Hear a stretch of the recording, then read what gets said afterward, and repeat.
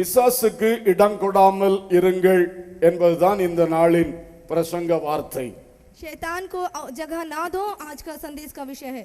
எபேசியர் 4ஆம் அதிகாரம் 27ஆம் வசனம். इफिसियों का 4 अध्याय 27वां वचन. பிசாசுக்கு இடம் கொடாமலும் இருங்கள் என்று அந்த வசனம் சொல்லுகிறது. शैतान को जगह ना दो. பிசாசுக்கு இடம் கொடுத்தால் அவன் நம்முடைய ஆசீர்வாதங்களை அழிப்பான். यदि हम शैतान को अपने जीवन में अवसर दें तो हमारी आशीषों को वो नाश करेगा. நம்முடைய வாழ்க்கையை வனாந்தரமாக்குவான். हमारे जीवन को वो जंगल बना देगा. கொடிய வேதனைகளை கொண்டு வருவான். और बहुत सी दुखों को हमारे जीवन में लेकर आएगा. நம்மையே அழிக்க முற்படுவான். और हमें पूरी तरह से नष्ट कर देगा. நரகத்தில் கொண்டு தள்ள முற்படுவான். वो हमें नरक में ढकेल देगा. எனவே பிசாசுக்கு இடம் கொடாமல் இருங்கள். इसलिए शैतान को अवसर ना दो. வேத புஸ்தகத்திலிருந்து சில நபர்களை உங்களுக்கு முன்னால் நிறுத்த விரும்புகின்றேன். बाइबल में से कुछ एक व्यक्तियों को आपके बीच में खड़ा करना चाहता हूँ. முதலாவது நபர் சவுல் ராஜா. पहला जो व्यक्ति है वो है साउल राजा. பிசாசுக்கு இடம் கொடுத்த ஒரு மனிதன். इसने शैतान को अपने जीवन में अवसर दिया. 1 சாமுவேல் 16ஆம் அதிகாரம் 14ஆம் வசனம் வாசியுங்கள். पहला सामुएल 16वां अध्याय 14वां वचन. கர்த்தருடைய ஆவி சவுலை விட்டு நீங்கினார். கர்த்தரால் விடப்பட்ட ஒரு பொல்லாத ஆவி அவனை கலங்க பண்ணி கொண்டிருந்தது. சவுல் ராஜாவுக்குள் ஒரு பொல்லாத ஆவி வந்தது. साउल राजा के अंदर एक दुष्ट आत्मा आई. பிசாசுக்கு இடம் கொடுத்து விட்டார். इसने उस दुष्ट आत्मा को अपने जीवन में जगह दे दी. இந்த சவுல் ராஜாவுடைய வாழ்க்கை பார்க்கும்போது जब इस साउल राजा के जीवन को हम देखते हैं 1 சாமுவேல் 10ஆம் அதிகாரம் पहला सामुएल 10वां अध्याय 1ஆம் வசனத்திலே पहले वचन में இவர் சாமுவேல் கரத்தினால் அபிஷேகம் பெற்றார். इसने सामुएल के द्वारा अभिषेक को पाया. 9-10 ஆகிய வசனங்களில் 9 और 10 वचनों में தேவன் அவருக்கு வேறே இதயத்தை கொடுத்தார். और उसमें लिखा है कि उसने दूसरा मन परिवर्तन कर दिया. சவுல் தீர்க்க தரிசனம் சொன்னார். और जो साउल ने भविष्यवाणी की. இப்படி அபிஷேகத்தின் மூலம் தேவனுடைய ஆவியை சவுல் பெற்றார். इस तरह अभिषेक के द्वारा परमेश्वर की आत्मा साउल ने प्राप्त की. ஜனத்தை நடத்துகின்ற விசேஷித்த அபிஷேகம். लोगों को चलाने के लिए एक विशेष अभिषेक. தேவனுடைய ஜனத்தை சத்ருவின் கையிலிருந்து விலக்கி பாதுகாக்கக்கூடிய விசேஷித்த அபிஷேகம். परमेश्वर के लोगों को शत्रु के हाथ से बचाने के लिए एक विशेष अभिषेक. இப்படி பெற்ற விசேஷித்த அபிஷேகத்தை इस तरह के एक बड़े अभिषेक के द्वारा தேவனுடைய ஆவியை परमेश्वर की आत्मा को அவர் ஒரு நாள் இழந்தார். एक दिन उसने खो दिया. அதுதான் 16ஆம் அதிகாரம் 14ஆம் வசனத்திலே படித்தோம். वही हमने 16वां अध्याय और 14वें वचन में पढ़ा. எப்பொழுது இழந்தார்? कब इसने खो दिया? அதுக்கு முந்தின வசனத்தில் பார்க்கிறோம். उसके पहले वचनों को हम देखते हैं. சாமுவேல் தாவீதை ராஜாவாக அபிஷேகம் பண்ணினார். इस शामुएल ने दाऊद को राजा के लिए अभिषेक किया. தாவீதின் மேல் தேவனுடைய ஆவி வந்து தங்கி இருந்தார். दाऊद के ऊपर परमेश्वर का आत्मा ठहरने लगा. சவுலிடத்திலிருந்து தேவ ஆவி விலகினார். और साउल के पास से परमेश्वर का आत्मा हट गया. எனவே பெற்ற ஒரு பெரிய அபிஷேகத்தை இந்த மனிதன் இழந்தான். तो हम देखते हैं कि जो एक बड़ा अभिषेक इसने पाया था यह व्यक्ति खो चुका. ஒரு பொல்லாத ஆவி இவனுக்குள் வந்து விட்டது. एक दुष्ट आत्मा उसके जीवन में आ गई. இதற்கு 2 முக்கியமான காரணங்கள். इसके 2 विशेष कारण हैं. நாம் அதை படித்து எச்சரிப்படைய வேண்டும். हम उसे पढ़कर इस बात से जागृत हो जाएं. முதலாவதாக पहली बात 1 சாமுவேல் 13ஆம் அதிகாரம் पहला सामुएल 13वां अध्याय 8-9 ஆகிய வசனங்களில் படிக்கும்போது 8 और 9 वचनों पर जब हम पढ़ते हैं சர்வாங்க தகன பலியை செலுத்த சாமுவேல் வருவதற்கு சவுலும் ஜனங்களும் காத்து கொண்டிருந்தார்கள். और होम बलि और मेल बलि के लिए शाऊल और लोग वहां पर इंतजार कर रहे थे. சாமுவேல் தீர்க்கதரிசி வர தாமதித்துக் கொண்டிருக்கையிலே जब शाऊल भविष्यद्वक्ता आने में उसको देर हो गई, ஒரு கட்டத்தில் பொறுமை இல்லாமல் சவுலே சர்வாங்க தகன பலியை செலுத்தி விட்டார். और एक समय में आकर जो ये शाऊल था धीरज ना रखते हुए उस होम बलि को इसने चढ़ाया. அவர் அதை செலுத்தக்கூடாது. उसे वो नहीं चढ़ाना था. அவர் மேல் இருக்கிறது ராஜாபிஷேகம். क्योंकि उसके ऊपर जो था वो राज्य करने का अभिषेक था. ஆசாரிய அபிஷேகம் அவர் மேல் இல்லை. और याजक की अभिषेक उसके पास नहीं था. ஆசாரியன் தான் பலி செலுத்த வேண்டும். तो याजक ही उस बलिदान को बलि करना चाहिए. ஆனால் இந்த சவுல் செய்தார். लेकिन इस यहाँ पर शाऊल ने किया. சாமுவேல் வந்து சேர்ந்தார்.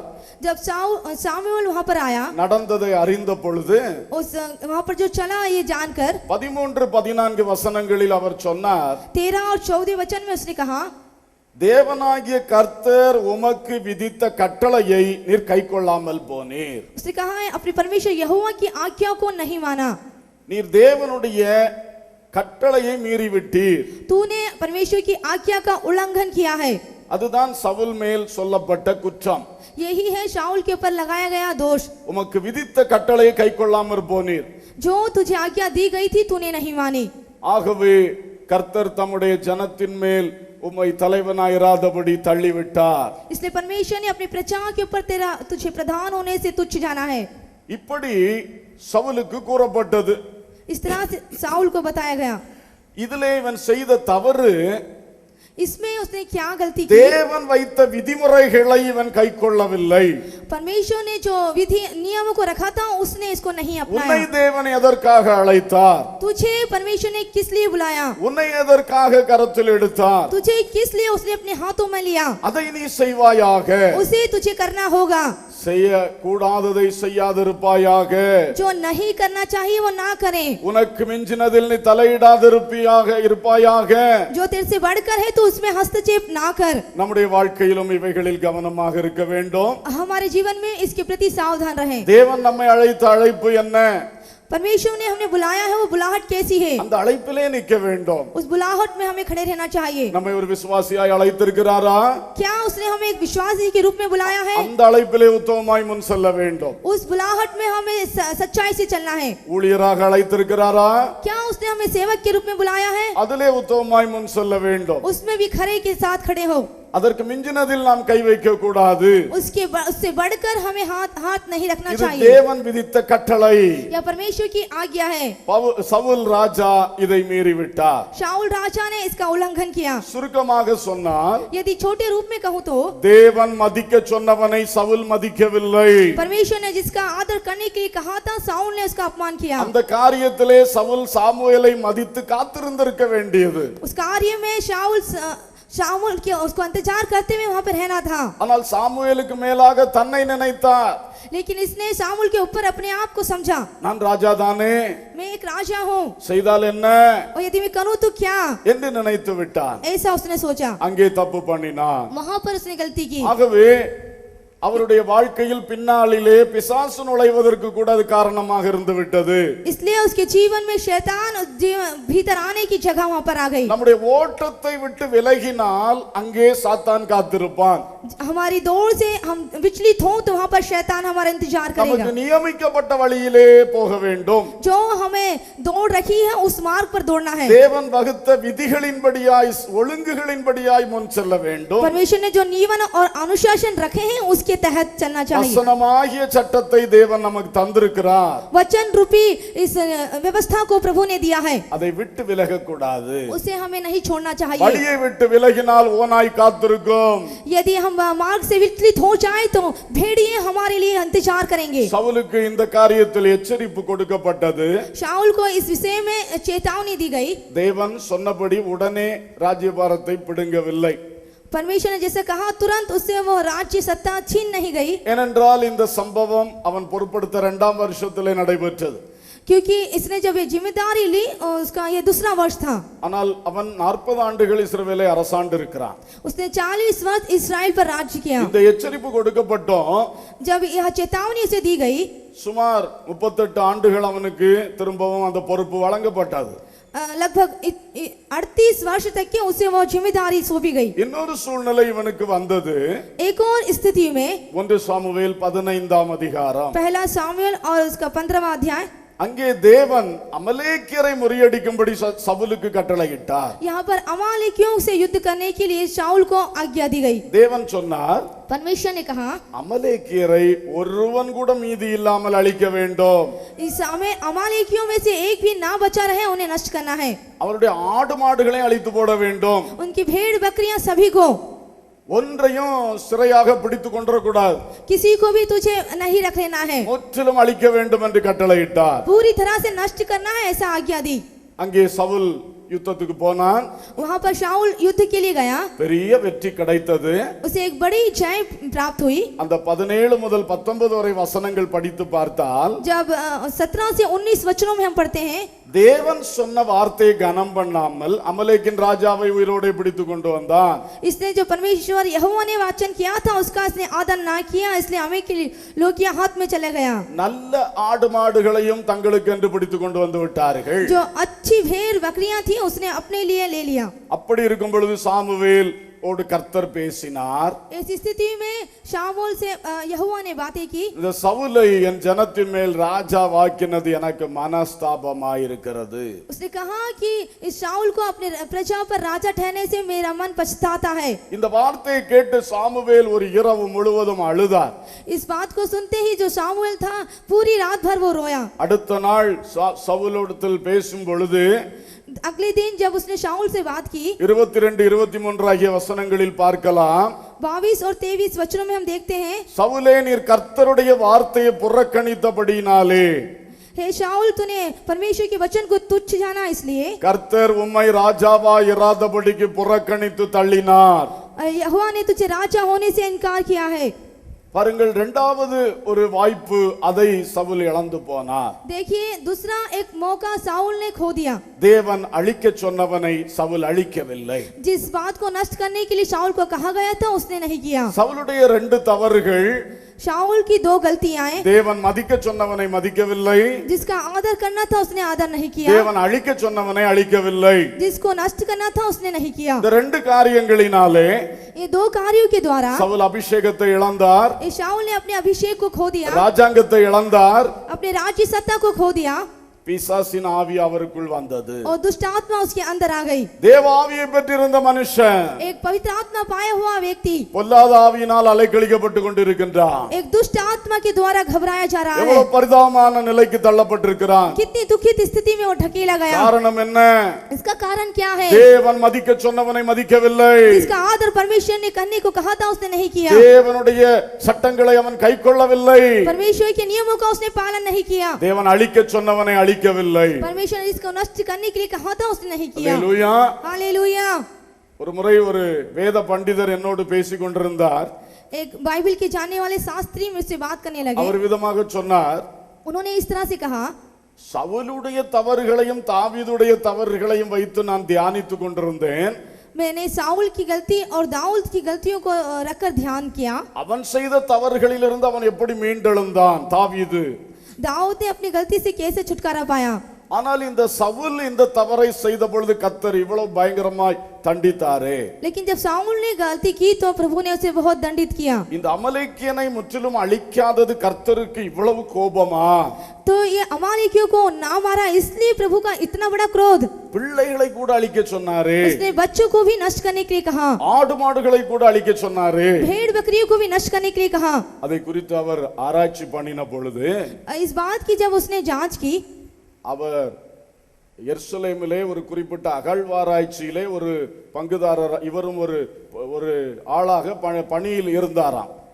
यरूशलेम में एक विशेष स्थिति में एक पदवी पर था. ஆகவே அதை சுற்றியுள்ள பல இடங்களை அவர்கள் ஆராய்ச்சி பண்ணும் பொழுது जब उससे चारों ओर घिरे हुए लोगों की ये खोज कर रहा था, இந்த அமலேக்கியரை குறித்த விவரங்களை அவர்கள் ஒரு நாள் எடுத்தார்களாம். इस अमालेकियों के विषय में विवरण वहां से उनको प्राप्त हुआ. அப்பொழுது அவர் சொல்லுகிறார், तब वो कहता है, அந்த அமலேக்கியருடைய பண்டிகைகள் எப்படிப்பட்டது? ये जो अमालेकियों का जो पर्व मनाते थे वो कैसा था? அந்த பண்டிகைகளிலே उन पर्वों में மகா பயங்கரமான விபச்சாரங்கள் செய்வார்கள். ये बहुत ही भयंकर व्यभिचार करते थे. தகப்பன் பிள்ளை தாய் மகன் என்று பாராமல் செயல்படுவார்கள். बाप बेटी और माँ बेटी के अंतर बिखेर वहां पर काम करते थे. மிருகங்களோடும் செயல்படுவார்கள். और जानवर के समान काम करते थे. மகா மட்டமானவர்கள். और बहुत ही उपद्रव वहां पर. இன்றைக்கு இருக்கிற கொடிய எய்ட்ஸ் போன்ற நோய்கள் அந்த காலத்திலே அவர்களுக்குள் இருந்தது. आज जो यहाँ पर बहुत ही भयंकर एड्स है उस समय उन लोगों को था. இவைகளை குறித்த குறிப்புகளை அவர்கள் கண்டிருக்கிறார்கள். इस प्रकार की जानकारी वहां से उन्होंने मिली. அப்பதான் இவருக்கு புரிந்ததாம், तभी इसे मालूम हुआ கர்த்தர் ஏன் ஒரு ஜனத்தை முழுவதும் அழிக்கும்படி சொன்னார். क्यों इस लोगों को उन्होंने पूरी तरह से नष्ट करने के लिए कहा. அந்த ஜனத்திலிருந்து ஒரு பிள்ளை கூட இஸ்ரவேலுக்குள் வரக்கூடாது. उन प्रजाओं में से एक भी बच्चा यहाँ पर नहीं आना चाहिए। அவ்வளவு தீட்டான ஜனம், उतने ज्यादा अशुद्ध लोग, மகா மோசமானவர்கள், बहुत ही बेकार लोग, ஆடு மாடுகளும் மோசமானவைகள். और भेड़ बकरियां भी। அதனால் தான் கர்த்தர் சவுலிடம் இவ்வளவு வைராக்கியமாக இருந்தார். इसलिए परमेश्वर साउल के पास बहुत ही जलन रखने लगा। இப்படிப்பட்ட அருவருப்புகளை பார்த்து தான் அந்த ஜனத்தை முழுவதும் அழிக்கும்படி சவுலுக்கு கட்டளையிட்டார். इस प्रकार के घृणित कामों को करने के लिए ही पूरी तरह से इसको नाश करने के लिए कहा। ஆனால் சவுலோ கர்த்தருடைய வார்த்தையை புறக்கணித்து தன் மனம் போல் செயல்பட்டார். लेकिन साउल ने परमेश्वर की आज्ञाओं को ना मानते हुए अपनी इच्छा अनुसार किया। அதனால் தான் சவுலுக்கு இந்த நிலைமை. इसलिए साउल की यह स्थिति। இன்றைக்கு நம்முடைய வாழ்க்கையில் எச்சரிப்பாக இந்த ரெண்டு காரியங்களை எடுத்துக்கொள்வோம். इन दिनों हम अपने जीवन में एक चेतावनी के रूप में इन बातों को யாரை மதிக்க வேண்டும் என்று கர்த்தர் விரும்புகிறாரோ அவர்களுக்குரிய மதிப்பை நாம் கொடுத்தே ஆக வேண்டும். जिनका आदर करने के लिए परमेश्वर कहता है उन्हें निश्चित रूप से आदर करना ही चाहिए। அது நம்முடைய மனதுக்கு இஷ்டமா இருக்கலாம், இஷ்டம் இல்லாம இருக்கலாம். हो सकता है वो हमको मन को भाए और ना भी भाए। ஆனால் நாம் தேவனுக்கு பயப்படுகிறவர்கள் என்றால், नहीं, यदि हम परमेश्वर का भय खाते हैं, கர்த்தர் அபிஷேகம் பண்ணினவர்களை மதிக்க வேண்டும். परमेश्वर ने जिसका अभिषेक किया है उसका आदर करना நம்மை चाहिए। நடத்தும்படி கர்த்தர் வைத்தவர்களை மதிக்க வேண்டும். जो हमें चलाते हैं उनका आदर करना चाहिए। நம்மிடத்தில் வந்து நம்முடைய குறைகளை நேருக்கு சொல்லுகிறார்களே அவர்களை மதிக்க வேண்டும். हमारे पास सीधे आकर हमारी जो गलतियों को कहते हैं उन्हें आदर देना चाहिए। இவர்களெல்லாம் நமக்கு ஆசீர்வாதமானவர்கள். ये सभी हमें आशीष के रूप में हैं। ஹல்லேலூயா. हालेलूया। தேவன் யாரை மதிக்கிறார்? परमेश्वर किसको आदर देते தேவன் हैं? யாரை கனம் பண்ணுகிறார்? परमेश्वर किसका आदर करते हैं? நம்முடைய உள்ளமும் அவர்களை கனம் பண்ண வேண்டும். हमारा मन भी उसको आदर से देना चाहिए। ஹல்லேலூயா. हालेलूया। தேவன் ஒவ்வொருவருக்கு கொடுத்த அதிகாரத்தை நாம் கனப்படுத்த வேண்டும். परमेश्वर ने प्रत्येक को जो अधिकार दिया है उसका हमें आदर करना चाहिए। அவர்களுடைய அதிகார எல்லைக்குள் நாம் நுழையக்கூடாது. उनके अधिकार की जो सीमा में हमें नहीं रखना चाहिए। இவைகளில் கவனமாக இருக்க வேண்டும். इसका हमें ध्यान रहना चाहिए। அதே போல யாரை தேவன் ஒதுக்க விரும்புகிறாரோ वैसे ही परमेश्वर जिसको अलग करने के लिए कहता है அவர்களை நம்முடைய வாழ்க்கையை விட்டு ஒதுக்கி விட வேண்டும். उन सभी को अपने जीवन से दूर रखना चाहिए, அவர்கள் நம்மை கெடுப்பவர்கள். क्योंकि वो हमारे जीवन को खराब करते हैं। துன்மார்க்கருடைய ஆலோசனையில் நடக்காதே என்று வசனம் சொல்லுகிறது. और दुष्टों की युक्तियों के अनुसार ना चल वचन कहता है। பாவிகளுடைய வழியிலே நிக்காதே என்று சொல்லுகிறது. पापियों के मार्ग में ना खड़ा हो, பரியாசக்காரரோடு உட்காராதே என்று சொல்லுகிறது. ठट्टा करने वाली मंडली में ना बैठ, இவர்களை விட்டுவிடு. इसे तू छोड़ दे, அது தேவன் ஒதுக்க சொல்லுகிற ஜனம். क्योंकि इसे अलग हो जाने के लिए कहा है। அந்த கூட்டத்தோடு நாம போய் கூட்ட வைத்துக் கொண்டிருந்தால் यदि उस समूह में यदि हम रहे तो எச்சரிப்பு. यह चेतावनी। தேவன் வேண்டாம் என்று ஒதுக்கிறவனை நாம் ஒதுக்கி விடுவோமாக. परमेश्वर ने जिसे नहीं कहा उसे हम भी अलग करना நாம் चाहिए। தேவனுக்கு பயப்படுவோமாக. हमें परमेश्वर का भय खाना चाहिए। ஹல்லேலூயா. हालेलूया। யாரை குறித்து யார் நம்மிடத்தில் வந்தால் தெய்வீக காரியத்தை இழக்கிறோமோ, कौन हमारे जीवन में आता है उससे हम आत्मिक कार्य से अलग होते हैं। யாரோடு கொஞ்ச நேரம் பேசிக் கொண்டிருந்தால் இருக்கிற விசுவாசமும் சந்தோஷமும் இல்லாமல் போகிறதோ, यदि एक व्यक्ति के साथ बात करते समय परमेश्वर की आत्मिक खुशी को हम खोते हैं, அவர்களை விட்டு கட்டாயம் விலகித்தான் ஆக வேண்டும். उस व्यक्ति से निश्चित रूप से हमें अलग होना चाहिए। ஹல்லேலூயா. இந்த हालेलूया। ரெண்டு காரியத்தை மனதில் வைத்துக் கொள்ளுங்கள். इन दो कार्यों को अपने मन में रख लीजिए। தேவன் மதிக்க சொன்னவனை மதிக்க வேண்டும். परमेश्वर ने जिसका आदर करने के लिए कहा उसे करें, தேவன் அழிக்க சொன்னவனை அழிக்க வேண்டும். जिसको नष्ट करने के लिए कहा उन्हें करें। ஹல்லேலூயா. हालेलूया। இதை செய்யாதனால் அந்த சவுலுக்கு வந்த பயங்கரம், इसे जो साउल ने नहीं किया इसके जीवन में आई एक भयानक स्थिति, பொல்லாத ஆவி பிடித்துக் கொண்டது. उसे दुष्ट आत्मा समा गई। பிசாசு பிடி. दुष्ट आत्मा समा गया। ராஜாவுக்கு பிசாசு பிடி. देखिए राजा को दुष्ट आत्मा ने बस गया। பிசாசு பிடித்தா எல்லாரும் சேர்ந்து சுரமண்டலம் வாசிக்கிறவனை தேடுகிறார்கள். और जब यह दुष्ट आत्मा उसमें आ गई तो सहनाई बचाने वालों को यह என்ன खोजने लगे। சங்கடமான சூழ்நிலை. क्या ही दुखित स्थिति। நாமும் தேவனுக்கு பயப்படுவோமாக. हमें भी परमेश्वर का भय खाना चाहिए। இரண்டாவதாக दूसरी बात, ஏவாள். हवा ஏவாள் हवा ஆதியாகமம் 3ஆம் அதிகாரத்திலே उत्पत्ति 3 अध्याय में 1ஆம் வசனம் வாசிங்க. पहला वचन पढ़िए। தேவனாகிய கர்த்தர் உண்டாக்கின சகல காட்டு ஜீவன்களை பார்க்கலும் சர்ப்பமானது தந்திரமுள்ளதா இருந்தது. அது ஸ்திரியை நோக்கி, நீங்கள் தோட்டத்தில் 6ஆம் வசனம். அப்பொழுது ஸ்திரியானவள், அந்த விருட்சம் புசிப்புக்கு நல்லதும் பார்வைக்கு இன்பமும் புத்தியை தெளிவிக்கிறதற்கு இச்சிக்கப்படத்தக்க விருட்சமுமாய் இருக்கிறது என்று கண்டு அதன் கனியை பறித்து புசித்து தன் புருஷனுக்கும் கொடுத்தாள், அவனும் புசித்தான். இங்கே பிசாசின் தந்திரத்துக்கு இடம் கொடுத்தார்கள். यहाँ पर शैतानी उस धूर्तता को जगह दी गई. சவுல் பொல்லாத ஆவிக்கு இடம் கொடுத்தார். शाऊल ने दुष्ट आत्मा को अपने जीवन में जगह दी. ஏவாள் பிசாசின் தந்திரத்துக்கு இடம் கொடுத்தார். जो हव्वा थी उसने शैतान की उस धूर्तता चालाकी को अपने जीवन में जगह दी. இங்கே நடந்த சம்பவத்தை பாருங்கள். यहाँ पर इस घटना को देखिए. பிசாசு சர்ப்பத்தை பயன்படுத்தி ஏவாளோடு பேசுகிறது. शैतान ने सांप का उपयोग करते हुए हव्वा से बातें की. அது தந்திரம் உள்ளது. क्योंकि वह बहुत धूर्त था. தேவன் சொன்ன வார்த்தையை திரித்து குலைத்து பேசுகிறது. परमेश्वर ने जो वचन कहा उसको उलट फिलर के कहना. இவள் அதற்கு இடம் கொடுத்து விட்டாள். इसने इसको जगह दे दी. இவள் என்ன செய்திருக்கலாம்? इसको क्या करना था? தேவன் தந்த தலைவன் ஒருவன் இருக்கிறான். परमेश्वर ने जो एक प्रधान व्यक्ति दिया वो है. அதாவது தேவன் தந்த கணவன். उसका मतलब उसने जो उसका पति जिया था. அந்த கணவனிடம் ஆலோசித்திருக்கலாம். उसको अपने पति से युक्ति करनी थी. ஆறாம் வசனம் என்ன சொல்லுகிறது? छठा वचन क्या कहता है? அவள் பறித்து उसने तोड़ा, புசித்து खाया புருஷனுக்கும் கொடுத்தாள். और अपने पति को भी दिया அவனும் புசித்தான். और उसने भी खाया. எப்படி சம்பவம் நடக்கிறது என்று பாருங்க. देखिए घटना कैसी जा रही है. சாத்தானுடைய தந்திரத்தை கேட்டு இவள் பறித்தாச்சு புசித்தாச்சு. शैतान के उस चालाकी को सुनकर इसने तोड़ा और खा लिया புருஷனுக்கும் கொண்டு கொடுக்கிறாள். और अपने पति को भी दिया. இங்கே தனக்கொரு தலைவனை தேவன் தந்திருக்கிறார். यहाँ पर अपने को एक मुखिया दिया है. புருஷன் மனைவிக்கு தலையாயிருக்கிறான். और जो ये पति है वो अपनी पत्नी का सर है. அல்லேலூயா. हालेलुया.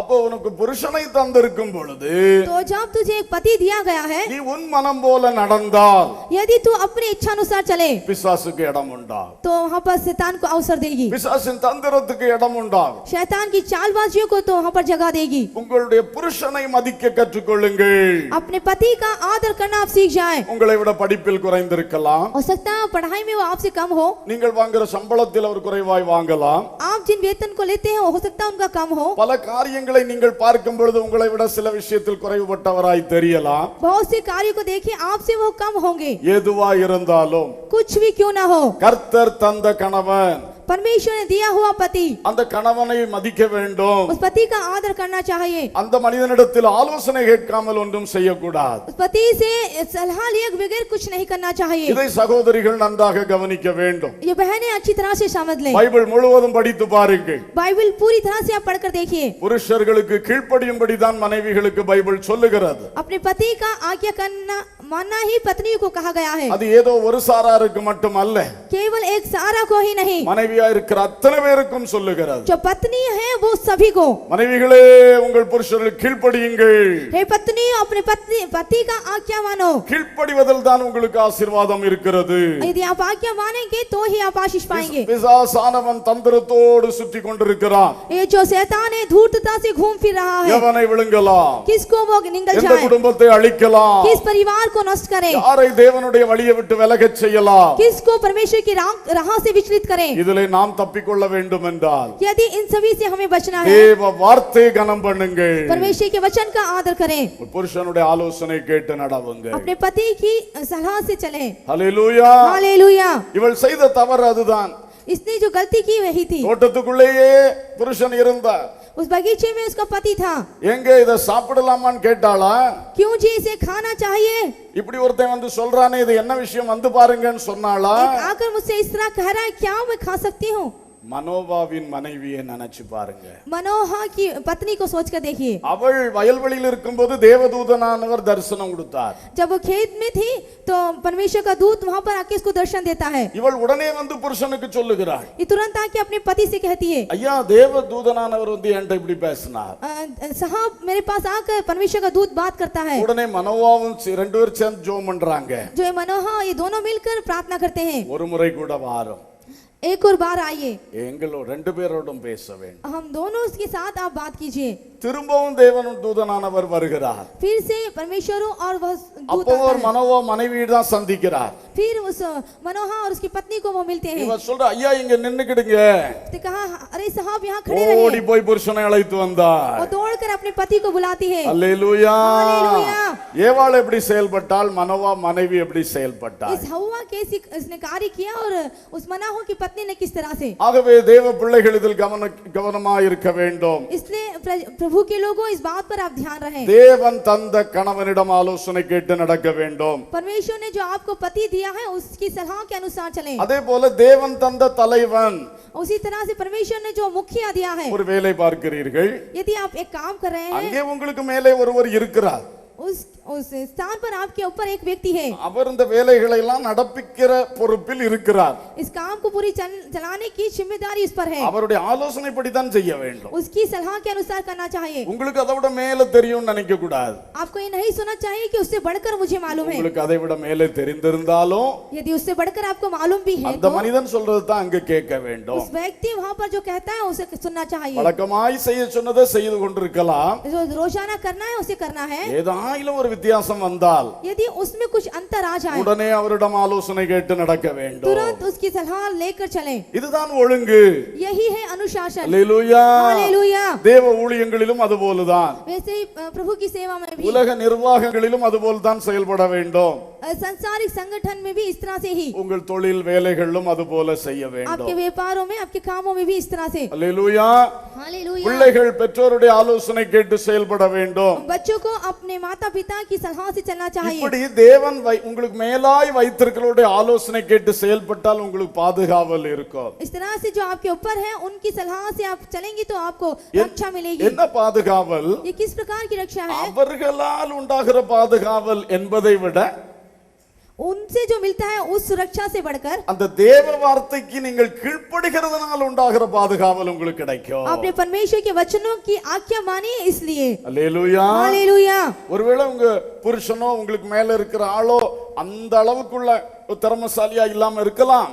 हो सकता है आपका पति या फिर आपके काम करने में आपके प्रधान उस प्रकार की योग्यता उसके पास नहीं है, ஆனால் தேவன் அவரை வைத்த அந்த நிலைமையை நீங்க கனம் பண்ணி தேவ வார்த்தைக்கு கீழ்ப்படியும் போது அவருடைய ஆலோசனை கேட்கிறீர்கள், தேவன் அதை கனம் பண்ணுவார். इसलिए आपने परमेश्वर की वचनों का आज्ञा मानकर उस व्यक्ति की आज्ञा को मानते हैं, इसलिए परमेश्वर आपको आशीष देगा। இங்கே தேவன் தந்த தலைவனிடம் ஆலோசனை கேட்காத காரணத்தினால், यहाँ पर उसके जो मुखिया दिया था उसने सलाह ना ली, इसके कारण ஏவாள் தேவ மகிமை இழந்தாள். हव्वा ने परमेश्वर की महिमा को खो दिया, தேவனோடு உள்ள ஐக்கியத்தை இழந்தாள். परमेश्वर के साथ जो संगति थी उसको खो दिया, ஏதேன் தோட்டத்தை இழந்தாள். उसने उस अदन की वाटिका को खो दिया ஜீவ விருட்ச கனியை இழந்தாள். और जीवन के वृक्ष के फल को खो दिया। எவ்வளவு பயங்கரமான இழப்பு நடந்தது. कितनी भयंकर भारी नष्ट को वहां पर हुआ। ஆலோசனை கேட்க தவறினதினால், क्योंकि इसने सलाह लेने से चूक गई, தன் விருப்பப்படி செயல்பட்டதினால், अपनी इच्छा के अनुसार वहां पर काम किया, इसलिए பிசாசின் தந்திரம் குடும்பத்துக்குள் புகுந்து எல்லாத்தையும் சீர்கெடுத்து விட்டது. शैतान की धोखेबाजी कर्म में परिवारों में चलकर सब कुछ कर दिया। அல்லேலூயா. हालेलुया। யாரோடு தேவன் பேசுகிறாரோ जिस किसी के साथ आज परमेश्वर बात कर रहा है, பிசாசுக்கு இடம் கொடாமல் இருங்கள். वो व्यक्ति शैतान को अवसर ना दे, பிசாசுடைய தந்திரத்துக்கு இடம் கொடாமல் இருங்கள். शैतान की चालबाजियों को ना जगा दे। மூன்றாவது நபர் तीसरा व्यक्ति காயின். केन।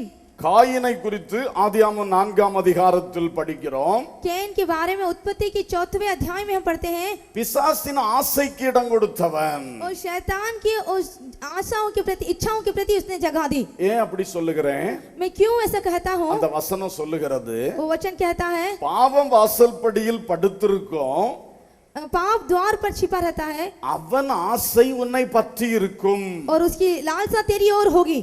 காயினுடைய வீட்டு வாசப்படியில பாவம் படுத்திருக்கிறதாம். जो केन के द्वार पर पाप सो रहा था, அதாவது பாவத்தை தூண்டுகிற சாத்தான் படுத்திருக்கிறான். उसका मतलब है पाप को उकसाने वाला शैतान वहां पर सो रहा அந்த है। சாத்தானுடைய ஆசை காயினை பற்றி இருக்கிறது. और जो शैतान की जो इच्छा थी वो इस केन को लिपट रही थी। சாத்தான் காயின் மேல ஆசையா இருக்கிறான். जो शैतान की आशा इस केन के ऊपर थी, காயினை வஞ்சிக்கும்படியாக, उस केन को धोखा देने के लिए, விழத்தள்ளும்படியாக उसे गिराने के लिए ஆசையா இருக்கிறான். वो देखकर उसकी लालसा है। பிசாசனுடைய ஒரு ஆசை. शैतान की एक लालसा, எவனை விழுங்கலாமோ என்று சுற்றி திரிகிறவன். किसको निगल जाए ऐसा वो घूम रहा है। இப்படித்தான் காயின் வீட்டுல வந்து படுத்திருக்கிறான். इस तरह से वो कैन के द्वार पर सो रहा है। அப்ப தேவன் காயினுக்கு ஆலோசனை கொடுக்கிறார். तो कैन को परमेश्वर सलाह देते हैं, உன் சகோதரன் மேல் நீ ஏன் எரிச்சலாய் இருக்கிறாய்? क्यों तू अपने भाई पर जलन रख रहा है? நீ நன்மை செய்தால் உனக்கு மேன்மை இல்லையோ? या भला, यदि तू भला करे तो क्या तुझे भलाई नहीं मिलेगी? நன்மை செய் என்று சொல்லுகிறார். वो कहता है कि तू भला कर, இந்த பாவத்தை மேற்கொள் என்று சொல்லுகிறார். इस पाप पर तू जय पाले ये कहता है। சாத்தானுடைய ஆசைக்கு விழுந்து கொடுக்காதே என்று சொல்லுகிறார். शैतान की इच्छा पर तू जगह ना दे ऐसा कहता है। தேவனுடைய ஆலோசனை கேட்ட காயின் परमेश्वर की सलाह को सुनने वाला एक कैन அதை முற்றிலும் தள்ளிவிட்டு उसे पूरी तरह से छोड़कर துணிகரமாக போய் தன் சகோதரன் ஆபேலை கொலை செய்தான். ढिठाई से जाकर अपने भाई हाबेल की इसने हत्या कर दी। பிசாசின் ஆசைக்கு இடம் கொடுத்தார். शैतान की उस इच्छाओं को इसने जगा दी। இவன் செய்த ரெண்டு தவறுகள். इसने जो गलती की वो दो है। தேவ ஆலோசனை கேட்கவில்லை. इसने परमेश्वर की सलाह को नहीं माना। தேவன் கொடுத்த தலைவனுடைய ஆலோசனை கேட்கவில்லை என்று இப்பொழுது பேசிக் கொண்டிருந்தோம். अब मैं बात कर रहा था कि परमेश्वर ने जो मुखिया दिया उसकी नहीं मानी, அது ஏவாளுடைய தவறு. वह हव्वा की गलती। காயினுடைய தவறை பாருங்கள். इस कैन की गलती को देखिए। தேவனே நேரடியாய் பேசின பிறகும் அவன் கேட்கவில்லை. परमेश्वर ने सीधी रूप से उसे बातें की लेकिन तो भी उसने ना मानी। ஆமென், आमीन, ஹல்லேலூயா. हालेलुया। சிலரோடு தேவன் பேசுகிறார். कुछ लोगों से परमेश्वर बात करते हैं, தேவன் வசனத்தின் மூலம் பேசுகிறார். परमेश्वर वचन के द्वारा बात करते हैं, பிரசங்கத்துல பேசுகிறார். संदेश के द्वारा बात करते हैं தீர்க்க தரிசனத்துல பேசுகிறார். और भविष्यवाणी के द्वारा बात करते हैं। அப்ப திட்டமா தெரிகிறது तो यह आप निश्चित रूप से जानते हैं இது ஒரு மனுஷ வார்த்தை அல்ல. यह मनुष्य के कहे हुए वचन नहीं, தேவன் எனக்கு சொல்லுகிற ஆலோசனை. परमेश्वर की दी हुई सलाह है। அதுக்கு பிறகும் துணிந்து போகிறவர்கள் உண்டு. उसके बाद भी ढिठाई से जलने वाले हैं। மிகப்பெரிய தவறு. ये बहुत ही बड़ी गलती है। அல்லேலூயா. हालेलुया। அப்படித்தான் காயின் போனான். इस तरह से कैन गया, அவன் பிசாசின் ஆசைக்கு விழுந்து விட்டான். वो शैतान की लालसाओं में गिर गया, பிசாசின் வாயில் இரையாய் விழுந்து போனான். उस शैतान के मुंह का शिकार हो गया। இரண்டாவது இந்த காயினுடைய தவறு என்ன? दूसरी बात, इस कैन की क्या गलती थी? சகோதரன் மேல் கொண்ட எரிச்சலை விட்டு விலகவில்லை. भाई के प्रति उसके अंदर जो जलन थी वो उससे नहीं गई। காயினும் ஆபேலும் காணிக்கை செலுத்தினார்கள். कान और हाबिल ने बलिदान किया। தேவன் ஆபேலையும் அவன் காணிக்கையும் அங்கீகரித்தார். परमेश्वर ने हाबिल को और उसके भेंट को स्वीकार किया। காயினையும் இவனுடைய காணிக்கையும் தேவன் அங்கீகரிக்கவில்லை. कैन को और उसकी भेंट को परमेश्वर ने स्वीकार नहीं किया। ஆகவே காயினுக்கு ஆபேல் மேல கடுமையான எரிச்சல். इसलिए कैन को हाबिल के ऊपर बहुत ही जलन। இந்த எரிச்சல் எங்க உண்டாயிருக்கு பாருங்க. देखिए ये जलन कहाँ उत्पन्न हुई? காணிக்கை செலுத்துற விஷயத்துல, ये जो भेंट चढ़ा था उस समय, பலி செலுத்துற விஷயத்துல, जब वो बलिदान चढ़ा रहा था तब, அதாவது இந்த காலத்துல ஆராதனை செய்கிற விஷயம்.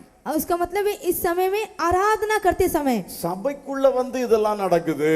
कलीसिया में आकर यह सब कुछ चलता है, அரசியல்ல நடக்கும், राजनीति में चलता है, உலகத்துல இது சாதா நடக்கும், और உலகத்துல இது சாதாரணமா நடக்கும். संसार में यह आम रीति से चलता है। ஆனா இப்போ தேவ சமூகத்துக்குள்ளே வந்தவர்களிடத்தில் இப்படி நடக்கிறது. लेकिन परमेश्वर की उपस्थिति में आए हुए उनके बीच में हो रहा है, ஒருத்தர் மேல ஒருத்தர் எரிச்சல். एक के बीच एक जलन। அவனுக்கு பாடல் கிருபை இருக்கனால இன்னொருத்தனுக்கு அவன் மேல எரிச்சல், उसके ऊपर गाने की कृपा है इसलिए उसको जलन, அல்லது வேறொரு காரியத்தில் ஒருவர் பயன்படுவதை பார்த்தா சிலருக்கு எரிச்சல். तो नहीं तो किसी और कार्य में परमेश्वर उसका उपयोग कर रहे हैं इसलिए उसे देखकर जलन। ஊழிய பொறுப்புகளின் நிமித்தம் ஒருத்தருக்கு ஒருத்தர் எரிச்சல். सेवा में जो जिम्मेदारी पदवी दी गई उसके अनुसार जलन। தேவ பிள்ளைகளே, இது வரவே கூடாது. इस प्रकार की जलन नहीं आनी चाहिए, எங்குமே நமக்கு வரக்கூடாது. किसी भी जगह नहीं आनी चाहिए, குறிப்பா சர்ச்சுக்குள்ள வரவே கூடாது. विशेष रूप से इस कलीसिया चर्च में आना ही नहीं चाहिए। சகோதர சிநேகத்தால் நிறைந்திருக்க வேண்டும். भाईचारे की प्रीति से हमें भरे रहना ஒரு चाहिए। சகோதரனுக்கு ஒரு சகோதரன் கோபத்தை வைத்துக் கொண்டிருக்க கூடாது. एक भाई को एक भाई के ऊपर क्रोधित नहीं होना चाहिए, எரிச்சலை வைத்துக் கொண்டிருக்க கூடாது. और जलन नहीं रखनी चाहिए, பொறாமைகள் இருக்க கூடாது. और घमंड नहीं नहीं रखना चाहिए। தயவு செய்து இவைகளை எடுத்து போடுங்கள். मैं विनती करता हूँ कि अपने जीवन से इसे निकाल दें। எரிச்சலை எடுத்து போடாவிட்டால் यदि इस जलन को आप अपने जीवन से ना ஒரு निकालें, நாள் சாத்தானுடைய வாயின் நிறையாய் மாறக்கூடிய நிர்பந்தம் சூழ்நிலைகள் வரலாம். एक दिन आप शैतान के मुंह का शिकार होने की परिस्थिति में आप आ जाएंगे। காயின் அப்படித்தான் ஆகி போனா. कैन ऐसे ही हो गया। யார் மேலாவது பகை எரிச்சல் இருக்கிறதா? क्या आपको किसी के ऊपर जलन या घमंड है? இந்த வசனத்தினால் எச்சரிக்கப்படுகிற இந்த வேளையில் அதை தூக்கி தூர போடுங்கள். आज इस वचन के द्वारा जागृत होकर आज ही इसे निकाल दीजिए। நமக்குள்ள ஒரு கோபம் பகை எரிச்சல் வைக்கவே கூடாது. हमारे अंदर किसी प्रकार का बैर या जलन घमंड नहीं होना चाहिए। அதனால் நமக்கு என்ன லாபம்? उससे हमें क्या लाभ प्राप्त होगा? ரொம்ப கஷ்டங்களும் நஷ்டங்களும் தான் மிஞ்சம். उससे जो हमें कष्ट और नष्ट आएगा यही काफी। அதை உடனடியாய் தூக்கி வெளியே தள்ளுங்கள். तुरंत ही उसे बाहर निकाल दीजिए। கிறிஸ்து தந்த அளவற்ற அன்பினால் அந்த சகோதரனை நேசியுங்கள். मसीह ने जो प्रेम दिया है उस प्रेम के द्वारा अपने भाई से प्रेम रखें। நான் முதலாவது சொன்னனே வசனம் தலைப்பு पहले जो मैंने जो विषय कहा, பிசாசுக்கு இடம் கொடாமல் இருங்கள் என்று. मैंने कहा कि शैतान को अवसर ना दो। அதுக்கு முந்தின வசனம் उसका पहला वचन எபேசியர் 4:26-27 பாருங்க. एफेसियर 4 और उसका 26 वचन को देखिए। நீங்கள் கோபம் கொண்டாலும் பாவம் செய்யாதிருங்கள். சூரியன் அஸ்தமிக்கிறதற்கு முன்னாக உங்கள் எரிச்சல் தணிய கடவது. பிசாசுக்கு இடம் கொடாமலும் இருங்கள். எங்க ஸ்பெஷலா இந்த வார்த்தை சொல்லி இருக்கிறது? किस बात में मुख्यता दी गई है? கோபம் கொண்டாலும் பாவம் செய்யாதிருங்கள். क्रोध तो करो पर पाप मत करो। ஏன் இப்படி சொல்லி இருக்கு? क्यों कहा गया? கோபம் ஓரளவுக்கு தேவை. क्योंकि जो क्रोध है एक हद तक की जरूरी है। பிள்ளைகளை திருத்த, बच्चों को सुधारने के लिए, நமக்கு கீழானவர்களை சீர்திருத்தி நடத்த, जो हमारी पद में नीति है उनके लिए கோபம் என்கிற உணர்ச்சியை கட்டுப்பாடோடு பயன்படுத்திக் கொள்ள வேண்டும். ये जो क्रोध रूपी भावना है उसे हमें उपयोग करना चाहिए। ஆனால் கோபம் நம்மை எடுத்து பயன்படுத்துவதற்கு கோபத்தின் கையில் நம்மை கொடுக்க கூடாது. लेकिन ये क्रोध अपने हाथ में लेकर हमें चलाएं, इसका उपयोग हमें नहीं होना देना चाहिए। அப்படி போனால் பாவம் செய்யக்குள்ள சூழ்நிலைக்கு கோபம் நம்மை ஆளாக்கிவிடும். यदि हम ऐसा करें तो पाप का अधिकार हम पर हो जाएगा। எரிச்சல் வந்தால் यदि जलन आ जाए, சூரியன் அஸ்தமிக்கும் முன் தணிந்து போக வேண்டும். जिस तरह सूर्य अस्त होने तक कि तुम्हारा क्रोध शांत हो ஒரு जाए। நாள் ஒரு நபர் மேல் எரிச்சலோ பொறாமையோ கோபமோ வந்தால் यदि एक व्यक्ति पर क्रोध जलन या बैर आ जाए, அது அந்த ராத்திரிக்கு கொண்டு செல்லக்கூடாது. उसे उस रात्रि तक कि आपको नहीं ले जाना அடுத்த चाहिए, நாளுக்கு கொண்டு செல்லக்கூடாது. अगले दिन नहीं ले जाना चाहिए। அப்ப நீங்க எத்தனை நாளைக்கு அதை உங்களுக்குள்ள வச்சிட்டு இருக்கிறீங்க? तो देखिए आप कितने दिन तक के रख रहे हैं। ஏன்னா எரிச்சல் சேமித்து வைக்கிற வங்கியா உங்களுடைய இருதயம்? क्या तुम्हारा हृदय ये जलन को जमा करने वाला एक बैंक है? அப்படி செய்யக்கூடாது. इस तरह नहीं करना चाहिए। எரிச்சல் அந்த சாயங்காலம் வந்தா அது ராத்திரிக்குள்ள போய்விட வேண்டும். यदि जलन आ गई तो शाम होते साथ वो दूर हो जाए, அடுத்த நாளைக்கு கொண்டு செல்லாதிருங்கள். अगले दिन उसे ना ले जाए। அது அர்த்தம் என்ன? उसका अर्थ क्या है? நம்முடைய இருதயத்தில் இது தங்க கூடாது. उसका मतलब हुआ कि अपने हृदय में इसे ना बसाएं। அல்லேலூயா. हालेलुया। ஒரு எரிச்சலை பாதுகாத்து வைத்துக்கொண்டு கர்த்தருடைய பந்தியை விட்டு விலகி போற ஆட்கள் உண்டு தெரியுமா? आप क्या जानते हैं कि जलन को अपने हृदय में रखकर सुरक्षा देकर और परमेश्वर की उस मेज से दूर हो जाते हैं। ஒரு பகையை அப்படியே பாதுகாத்து வைத்துக்கொண்டு அதன் நிமித்தம் இயேசு கிறிஸ்துடைய சரீரத்தையும் இரத்தத்தையும் விட்டு போகிறவர்கள் உண்டு தெரியுமா? एक बैर को अपने जीवन में रखकर परमेश्वर के उस भोजन में से वो दूर होते हैं। क्या आपको मालूम है? இவைகள் மிகவும் தவறான காரியங்கள். ये बहुत ही गलत कार्य है। தேவனுடைய கிருபையினாலே ரட்சிக்கப்பட்டிருக்கிறோம். परमेश्वर के अनुग्रह के द्वारा हम उद्धार पाए हैं। அப்ப எப்படி அடுத்தவன் மேல கோபமா இருக்க முடியும்? तो कैसे हम अगले पर क्रोधित हो? நாம் பிழைத்திருப்பதே அவருடைய கிருபை. क्योंकि हम जीवित हैं वो उसकी अनुग्रह है। அவர் பிச்சை போட்ட ஒரு வாழ்க்கை இது. उसने हमें भीख में रूपे एक जीवन दिया है। அப்படிப்பட்ட கர்த்தருடைய தயவில் வாழுகின்ற நாம் इस तरह से परमेश्वर की दया रूपी जीवन से जिए हम। எப்படி இன்னொருத்தன் மேல கோபமா இருக்க முடியும்? कैसे हम अगले पर क्रोधित रहें? தாழ்மைப்படுங்கள். हम दीन बने, கோபத்தை எரிச்சலையும் விட்டு விடுங்கள். जलन को क्रोध को छोड़ दें। அது காயினை தேவனால் சபிக்கப்பட்டவனாய் மாற்றி விட்டது. यह बात कैन को परमेश्वर के सामने एक शापित व्यक्ति बना दिया। தேவன் தன் வாயினால் சபித்த முதல் மனிதன் காயின். परमेश्वर ने अपने मुंह से एक व्यक्ति को शापित किया, वो है कैन। முதல் கொலைகாரன் காயின். पहला खूनी कैन। எரிச்சல் அவனுக்கு கொண்டு வந்தது. इसका कारण जलन था। பிசாசின் ஆசைக்கு இடம் கொடுத்த பொழுது அவனுக்கு நடந்தது. ये शैतान की लालसा को इसने जगह दी, इसलिए चला। சபிக்கப்பட்டவனாய் மாறினான். वो शापित हो गया, கொலைகாரனாய் वो மாறினான். खूनी बन गया। நிலையற்று அலைகிறவனாய் மாறினான். और एक दर बगर भगने वाली स्थिति आ गई. பூமியில் பிறந்த முதல் மனிதன் इस पृथ्वी पर पैदा हुआ पहला व्यक्ति சபிக்கப்பட்டவன், वह एक शापित व्यक्ति, கொலைகாரன், वह एक खूनी நிலையற்று அலைகிறவன். और जगह छोड़कर घूमने वाला. இதுக்கெல்லாம் காரணம் इन सब का कारण है எரிச்சலை விடவில்லை. उसने जलन को नहीं छोड़ा. தேவ ஆலோசனையை கூட கைக்கொள்ள முடியாத அளவுக்கு எரிச்சல். परमेश्वर की सलाह को अपनाए ना बगैर इतनी हद तक कि उसके अंदर जलन थी. இன்றைக்கு சிலருடைய வாழ்க்கையில் இது இருக்கிறது. कुछ एक के जीवन में यह है, இந்த பிசாசை துரத்துங்கள். इस शैतान को आप भगाएं. இந்த பிசாசு வாசப்படியிலே படுத்திருக்கிறான். ये तो शैतान आपके द्वार पर छिपा है. அசந்தாயானால் உன்னையும் கொலைகாரனாய் மாற்றி போடுவான். यदि तुम लापरवाह रहे तो आपको वो खूनी बना देगा, உன்னையும் சாபத்துக்குள் மாற்றுவான். तुझे भी एक शापित बना देगा. வாழ்க்கையில் நிலை இல்லாமல் அலைய வைத்து விடுவான். आपके जीवन में ऐसी स्थिति नहीं होगा तो घूमने वाला हो जाएगा. வசனத்தை கொண்டு எச்சரிக்கிறேன். वचन के द्वारा मैं चेतावनी देता हूं, இன்றோடு எரிச்சலை விட்டு விடுவீர்களாக. आज से ही जलन को दूर कर दे, கோபத்தை விட்டு விடுவீர்களாக. क्रोध को दूर कर दे. தேவனிடத்திலே உங்களை தாழ்த்துங்கள். परमेश्वर के सामने अपने आप को दीन बनाए, கண்ணீரோடு தாழ்த்துங்கள். आंसू के साथ दीन बनाए. ஒரு வைராக்கியத்தை பெருமையா நினைக்காதீங்க. अपने जीवन की जलन को घमंड ना समझे. அந்த பய எப்படி சொன்னானா, ओ उस लड़के ने इस तरह कहा, நான் யாருன்னு காட்டுறேன். मैं कौन हूँ बताता हूँ. நீ யாரையா? तू कौन है साहब? அக்கினியிலிருந்து தப்பிக்கப்பட்ட கொள்ளி அல்லவா நீ? क्या तू उस आग से बचा हुआ एक बूंद नहीं? அது தெரியலையே. क्या तुझे नहीं ஏதோ मालूम? பெரிய மனுஷன் போல ओ कोई बड़े व्यक्ति के समान. கிருபையை மறந்துட்டீங்களே. तूने उस अनुग्रह को भूल गया. மாம்ச பெருமை வந்துருச்சே. शारीरिक घमंड आ गया. மாம்ச வைராக்கியம் வந்துருச்சே. शारीरिक उस घमंड को जगा दी. இது அழிவுக்கு ஏதுவானது. यहाँ नाश करने के समान है. இன்று திருந்துவோம். आज तो फिर जा.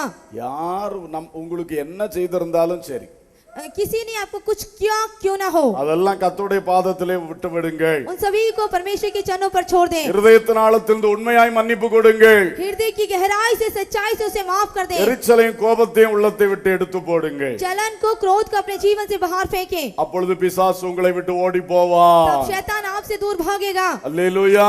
हालेलुया. வீட்டு வாசப்படியில் அவன் கிடக்க மாட்டான். आपके द्वार पर वो नहीं छिपेगा. நீங்க எரிச்சலை தூக்கி போட்டாச்சுன்னா அதை எடுத்துட்டு ஓடிடுவான். यदि आप जलन को बाहर निकाले तो वो भाग जाएगा. நீங்க எரிச்சலை உள்ள வச்சிட்டு இருக்க வரைக்கும் அவன் இருந்துக்கு வந்துகிட்டே இருப்பான். जब तक कि जलन आपके अंदर है तो वो आपके पास आते ही जाएगा. இயேசு சொன்னார், यीशु ने कहा, இதோ உலகத்தின் அதிபதி வருகிறான். इस संसार का अधिकारी आ रहा है, அவனுக்கு என்னிடத்தில் ஒன்றுமில்லை. लेकिन उसका मेरे पास कुछ भी नहीं, அவனுடைய சரக்கு ஒன்று எனக்குள்ள கிடையாது. और किसी प्रकार का कोई वस्तु मेरे पास नहीं. சும்மா வருகிறான், वो खाली हाथ आता है, சும்மா போயிடுவான். और खाली हाथ जाएगा. அல்லேலூயா. हालेलुया. இப்படி இருக்க வேண்டும் நம்முடைய வாழ்க்கை. इस तरह से हमारा जीवन होना चाहिए. சாசு வர்றானா क्या शैतान आ रहा है, பார்த்துட்டு போயிட்டே இருப்பான். वो आकर जाते रहेगा. அவன் ஐட்டம் ஒண்ணு என்கிட்ட கிடையாது. उसका कोई वस्तु मेरे पास नहीं எரிச்சல் है, கிடையாது, जलन नहीं है, பொறாமை கிடையாது, घमंड नहीं है, பெருமை கிடையாது, किसी प्रकार की दूसरी கோபம் கிடையாது, क्रोध नहीं है, இச்சை கிடையாது, कोई लालसा नहीं है, சண்டை கிடையாது. झगड़ा नहीं है. அப்புறம் அவனுக்கு இங்க என்ன வேலை? तो फिर उसका यहाँ पर क्या काम? அவன் போயிருவான். वो चले जाएगा. இப்படி எத்தனை பேர் சொல்ல முடியும்? कितने लोग कह सकते हैं? பலமா ஒரு அல்லேலூயா சொல்ல முடியுமா? பலவீனமான அல்லேலூயா சொல்றீங்க. பலமான அல்லேலூயா சொல்லுங்க. அல்லேலூயா. हालेलुया. இப்படிதான் நாம வாழ வேண்டும். इस तरह से हमें जीना चाहिए. இயேசுவின் சீடர்கள் यीशु के चेले இயேசுவை போல இருக்க வேண்டும். यीशु के समान रहना चाहिए. அதனால பிசாசுக்கு என்கிட்ட இடம் இல்ல. तो ऐसी स्थिति में शैतान को मेरे पास அந்த अवसर नहीं. சாட்சி எல்லா தேவ பிள்ளைகளுக்கு வர வேண்டும். वही गवाही प्रभु के लोगों को आनी चाहिए. அன்போடும் கண்டிப்போடும் சொல்றேன். मैं प्रेम के साथ और पूरी ताड़ना के साथ कहता हूँ, எரிச்சலை விட்டு விடுங்க. जलन को छोड़ दें. அல்லேலூயா. हालेलुया. கோபத்தை விட்டு விடுங்க. क्रोध को छोड़ दें, பொறாமையை விட்டு விடுங்க. और घमंड को भी. எரிக்கும் கோப பிடியினில் விடுதலை, வதைக்கும் தீய பொறாமையில் விடுதலை. எரிக்கும் கோப பிடியினில் விடுதலை, வதைக்கும் தீய பொறாமையில் விடுதலை. அன்பர் இயேசுவே தந்த விடுதலை, அன்பர் இயேசுவே தந்த விடுதலை. இன்ப காணாம் சென்றிடும் வரை உண்டு விடுதலை, இன்ப காணாம் சென்றிடும் வரை உண்டு விடுதலை. விடுதலை விடுதலை விடுதலை பெற்றேன், விதவிதமாய் பாவத்திலே ஜீவித்த நானே. விடுதலை விடுதலை விடுதலை பெற்றே விதவிதமாய் பாவத்திலே ஜீவித்த நானே இந்த நாளில் எந்த இயேசு சொந்த ரத்தத்தால் தந்திட்டாரு எந்த ஆத்ம மீட்பின் விடுதலை இந்த நாளில் எந்த இயேசு சொந்த ரத்தத்தால் தந்திட்டாரு எந்த ஆத்ம மீட்பின் விடுதலை விடுதலை விடுதலை பாடுவோமா சேர்ந்து பாடுங்கள் விதவிதமாய் பாவங்களில் ஜீவித்த நானே விடுதலை விடுதலை விடுதலை பெற்று விதவிதமாய் பாவங்களில் ஜீவித்த நானே இந்த நாளில் எந்த இயேசு சொந்த ரத்தத்தால் தந்திட்டாரு எந்த ஆத்ம மீட்பின் விடுதலை இந்த நாளில் எந்த இயேசு சொந்த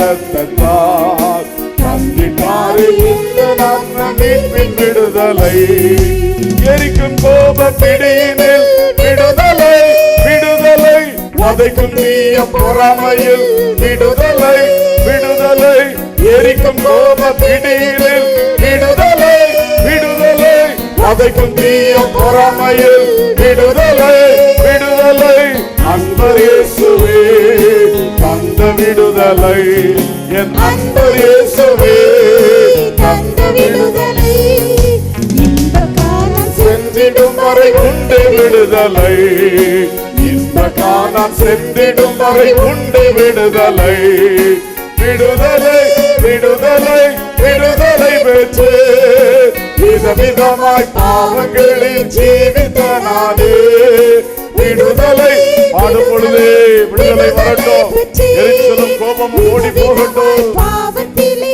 ஜீவித்த நானே இந்த நாளில் எந்த இயேசு சொந்த ரத்தத்தால் தந்திட்டாரு எந்த ஆத்ம மீட்பின் விடுதலை இந்த நாளில் எந்த இயேசு சொந்த ரத்தத்தால் தந்திட்டாரு எந்த ஆத்ம மீட்பின் விடுதலை தந்திட்டாரு எந்த ஆத்ம மீட்பின் விடுதலை ஹல்லேலூயா Praise the Lord. கரங்களை தட்டி கர்த்தரை மகிமைப்படுத்துவோம். ஆமென் ஆமென் ஆமென் ஸ்தோத்திரம். ஹalleluya. Praise the Lord. Praise the Lord. நான்காவதாக चौथी बात தாவீது ராஜா दाऊद राजा ஒன்று நாளாகமம் पहला इतिहास 21:1 21 और 21 சாத்தான் இஸ்ரவேலுக்கு விரோதமாய் எழும்பி இஸ்ரவேலை தொகையிடுகிறதற்கு தாவீதை ஏவி விட்டது. சாத்தானின் ஏவுதலுக்கு இடம் கொடுத்த தாவீது दाऊद ने शैतान के भड़के जाने को जगह दी. சாத்தானுக்கு இடம் கொடுக்கிறது शैतान को जगह देना, சாத்தானுடைய தந்திரத்துக்கு இடம் கொடுக்கிறது शैतान की चालाकियों को जगह देना, சாத்தானுடைய ஆசைக்கு இடம் கொடுக்கிறது शैतान की लालसाओं को जगह देना, இப்ப சாத்தானுடைய ஏவுதலுக்கு இடம் கொடுக்கிறது शैतान के उस दावी को उसने जगह दे दिया. தூண்டி விடுகிற சாத்தான் वो उसको भड़का देने वाला शैतान, நம்முடைய மனதின் சிந்தனையை தூண்டி விடுகிற சாத்தான் हमारे मन को हमारे विचारों को भड़का देने वाला शैतान. தாவீது ராஜாவுடைய இருதயத்தின் சிந்தனையை தூண்டினான். उसने दाऊद राजा की मन की भावनाओं को भड़काया. உன் ஜனங்களை தொகையிடு என்று சொல்லி தூண்டினான். तो उसने कहा कि अपने प्रजा के लोगों की तो गिनती कर. உடனே தாவீது ஜனங்களை எல்லாம் தொகையிட வேண்டும் என்று சொன்னார். तुरंत दाऊद ने प्रजा की गिनती की जाए ऐसा कहा. யோவாபு சொன்னார், ஐயா வேண்டாம் என்று சொன்னார். योवास जो उसने कहा कि हे साहब ऐसा ना कर. தாவீது கேட்கவில்லை. दाऊद ने नहीं मानी. போய் எண்ணும் என்று சொன்னான். उसने कहा कि जाके गिन. அப்ப என்ன தொடங்கினார்கள். तो जब उनकी गिनती की गई, திடீரென்று தேவன் வாதை அனுப்பினார். अचानक से परमेश्वर ने वहां पर मरी को फेल दिया பயங்கரமான மரணம் நடந்தது. और बहुत सी मौत हो गई. 70,000 பேர் செத்தார்கள். 70,000 लोग मर गए. இது ஒரு பயங்கரமான சம்பவம்.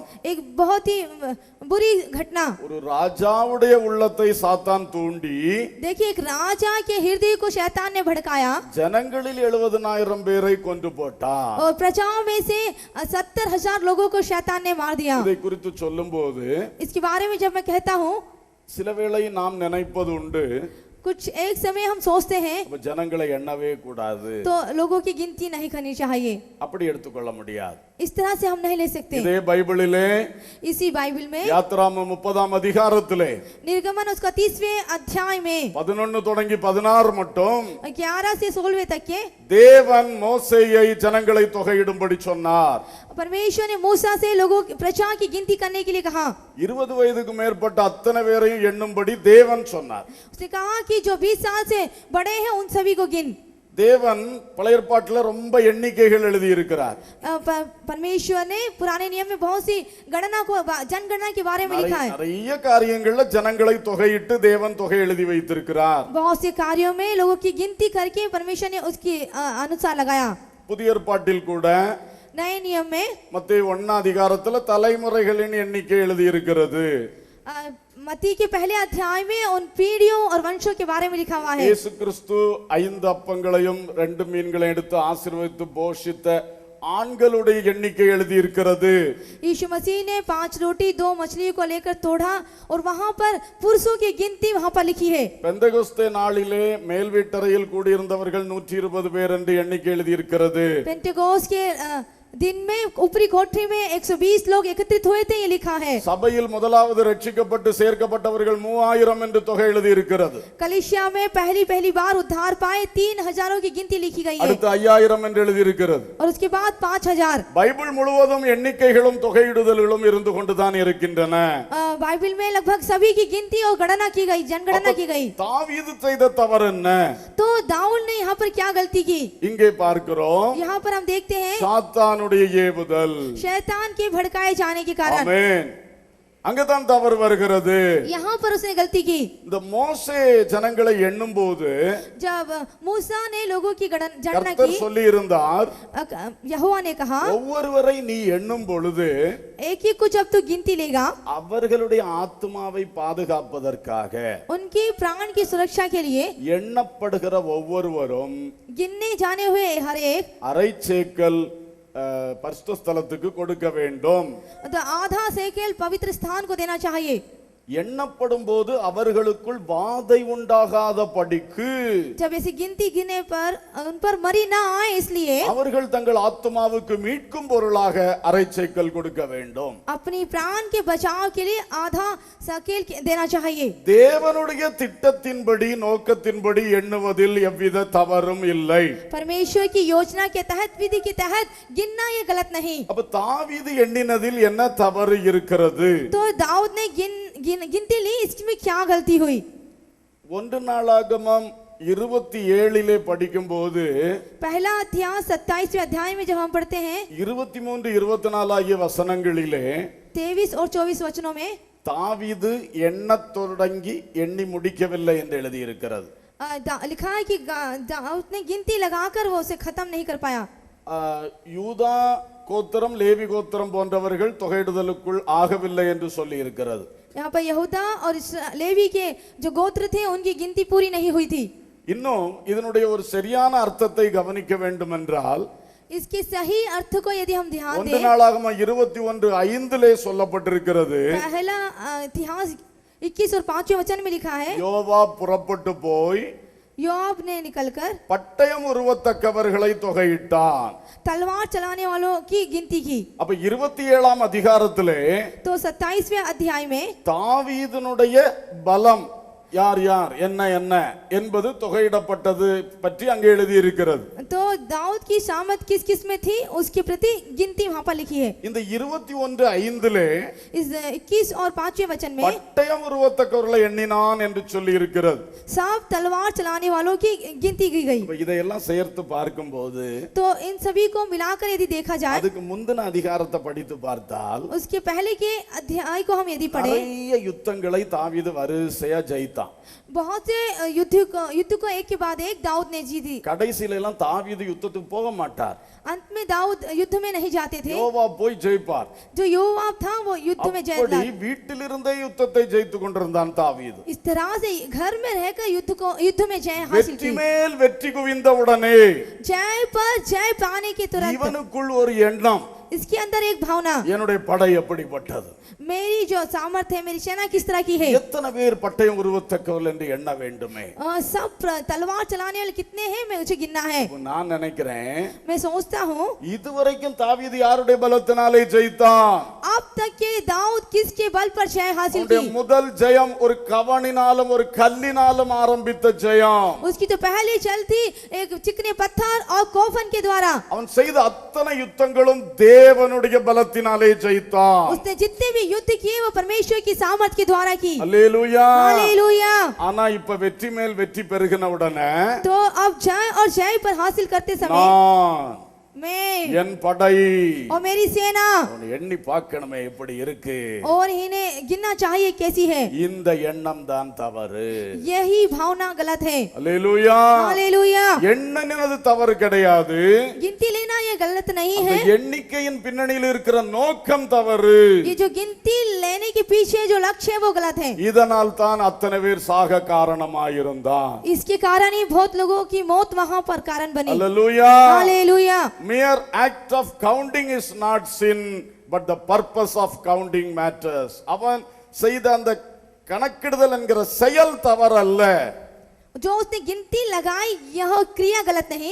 கணக்கிடுதலின் பின்னணியில் இருந்த நோக்கம் தான் விஷயம்। जो एक गिनती लेने के पीछे जो उसका लक्ष्य था वो ही गलत था। அல்லேலூயா। हालेलुया। நம்மை கர்த்தர் ஜெயம் சிறக்க பண்ணுவார்। हमें परमेश्वर विजय बना सकता है। நம்முடைய பலத்தை பிடித்து பிடித்து பார்க்க கூடாது। हम अपने बल को पहचाने ना, நம்முடைய பலத்தை 4 பேருக்கு காட்டி கொண்டிருக்க கூடாது। हमारी सामर्थ को 4 लोगों को ना दिखाएं। கர்த்தருடைய பலத்தை சார்ந்து நிற்க हम வேண்டும்। परमेश्वर की सामर्थ पर निर्भर रहें। அல்லேலூயா। हालेलुया। இதைத்தான் கர்த்தர் நம்மிடத்தில் எதிர்பார்க்கின்றார்। यही परमेश्वर हमसे चाहते हैं। சாத்தானுடைய தூண்டுதல் எங்கே வருகிறது? शैतान यहाँ पर भड़काता है। கர்த்தர் தருகிற ஜெயத்தை परमेश्वर ने दी जय को உன் தலையின் மேல் வைக்க விரும்புகிறான்। तू अपने सर पर रखना चाहता है। உன் தலைக்குள் ஏற்றி तू விடுகிறான்। अपने सर पर उसको संभालना चाहता நீ है। நன்றாய் செய்கிறாய்। तू अच्छा कर रहा है। உன் கூட நிக்கிற ஆட்கள் பலசாலிகள்। तेरे साथ जो क्या है खड़े हैं वो நீ सूरवीर நல்லா है। ட்ரைனிங் கொடுத்திருக்கிற। तूने अच्छा प्रशिक्षण दिया है। और எண்ணி பார்க்கணும் तो देख, गिन कर देख உன்னுடைய பலம் என்ன। तेरी सामर्थ किसमें है। और வீட்ல இருந்து சொன்னாலே போய் அடிச்சிட்டு வந்துடுறானுங்க। और यदि घर में से कहे तो वो हो जाएगा। இந்த மாதிரி ஏதோ தூண்டி விட்டு விட்டான்। इस तरह से घर से उसको मन में भड़का दिया। அதான் இந்த தப்பு இந்த தண்டனை வந்த உடனே தாவீது சொன்னான், ये जब दंड उसके ऊपर आया, दाऊद ने कहा நான் தவறு செய்தேன்। मैंने गलत की है। இந்த ஆடுகள் என்ன செய்தன। इन भेड़ों ने क्या किया है। தாவீது உடனே உணர்ந்தான், दाऊद तुरंत इस बात का उसका என் एहसास हुआ, நோக்கம் சரியில்லை। मेरा जो लक्ष्य है वो सही नहीं। அல்லேலூயா। हालेलुया। ஆகவே தேவ பிள்ளைகளே, इसलिए हे प्रभु के लोगों, தேவன் நம்மை வெற்றி சிறக்க பண்ணும் பொழுது जब प्रभु हमें विजय बनाना चाहता தேவனை है, சார்ந்து முன்னே போய் கொண்டே இருப்போம்। परमेश्वर पर निर्भर होकर आगे बढ़े। இதெல்லாம் தேவன் தந்த பலம், ये सभी परमेश्वर की दी हुई सामर्थ, தேவன் தந்த திறமை, परमेश्वर ने दी हुई தேவன் योग्यता தந்த தாளந்துகள், और गुण தேவன் தந்த வாய்ப்புகள், और अवसर भी परमेश्वर ने அவரே दिए। வாய்க்க செய்தவைகள், वो ही उसको அதை என்றைக்கும் தூக்கி பிடிப்போம்। वो ही सफल बनाता है और उसे हमेशा उठाए रखे। அல்லேலூயா। हालेलुया।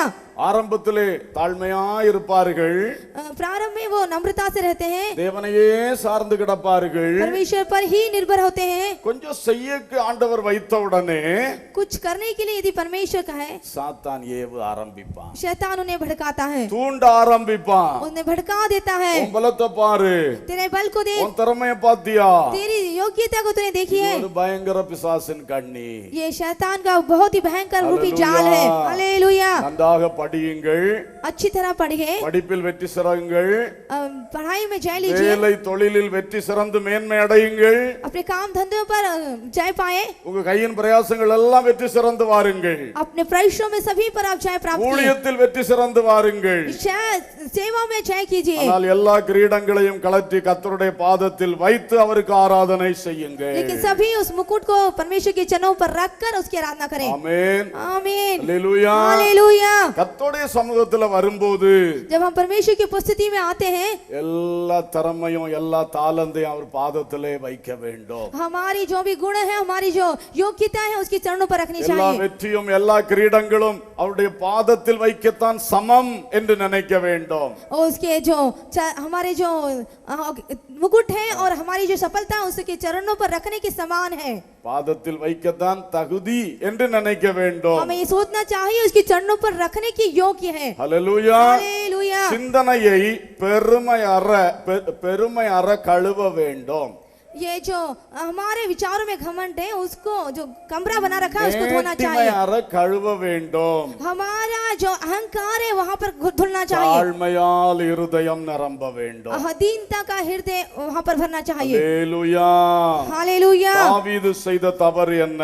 दाऊद ने क्या गलती की? வெற்றிகள் குவிந்தவுடன் தன் படைபலத்தை சார்ந்து தேவ பலனை சாராமல் இருந்தான். जब उसे जय मिल गई उसने सेनाओं पर अपना निर्भर किया, ना कि परमेश्वर के बल पर। இது போல நாம் ஆகிவிடக் கூடாது. इस तरह से हमें नहीं होना चाहिए। பணம் நிறைய வந்தோன்னா பணத்தின் மேல சாஞ்சிடக் கூடாது. यदि धन बढ़ जाए तो उस पर निर्भर ना रहे। 2-3 சொத்து வாங்கணும்னா சொத்து மேல சாஞ்சிடக் கூடாது. यदि 2-1 जगह जमीन खरीद ले तो उस पर निर्भर ना हो। பதவி கிடைச்சோன்னா பதவி மேல சாஞ்சிடக் கூடாது. यदि किस पद को आपको दिया गया तो उस पर निर्भर ना हो। சில நல்ல பலமுள்ள மனிதர்கள் கிடைத்தோன்னா அவங்க பலத்துல சாய்ந்திடக் கூடாது. तो कुछ एक सामर्थी लोग आपको मिल गए तो आप उस पर निर्भर ना हो। எப்போதும் கர்த்தர் மேல் சார்ந்திருக்க வேண்டும். हमेशा परमेश्वर पर ही निर्भर रहे। ஹல்லேலூயா. हालेलुया।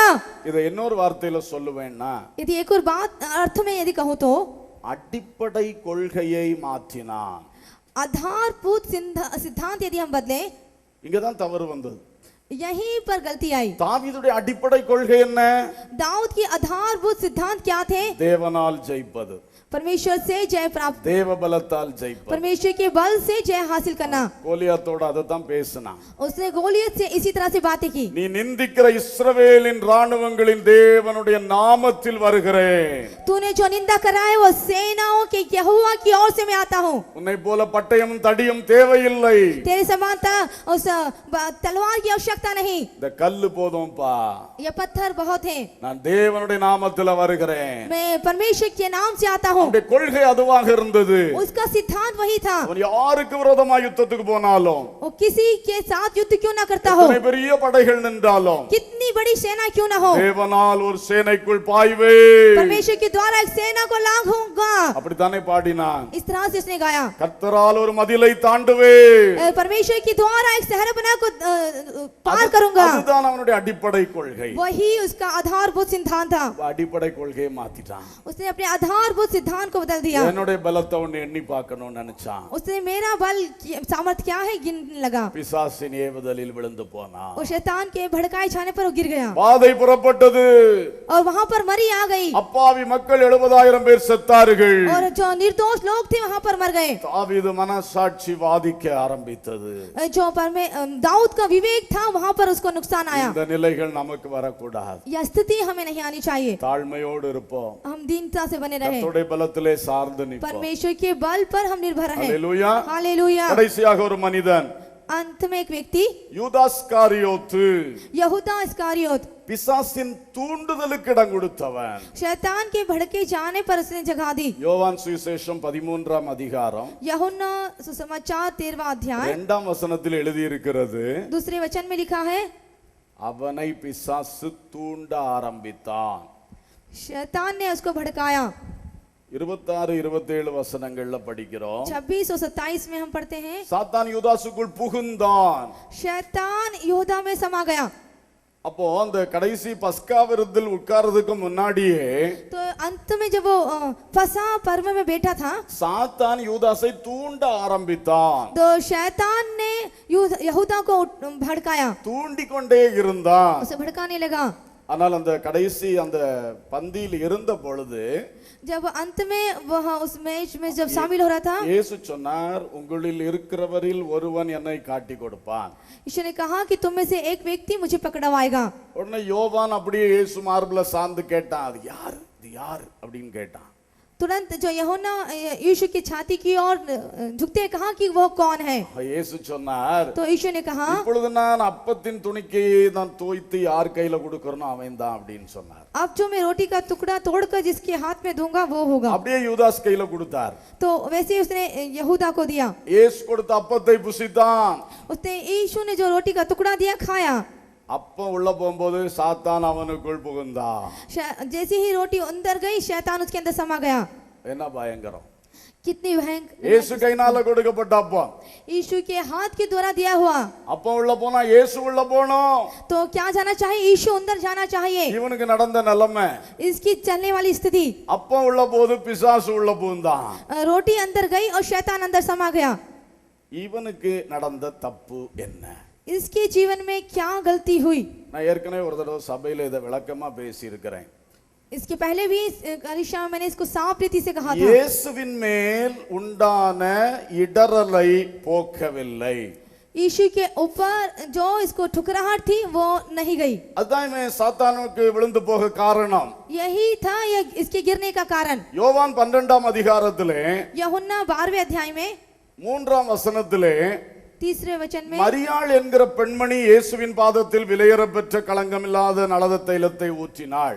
जो मरियम नामक एक स्त्री थी, उसने यीशु के चरणों पर बहुमूल्य इत्र को उंडेला। உடனே யூதாசுக்கு அது பிடிக்கவில்லை.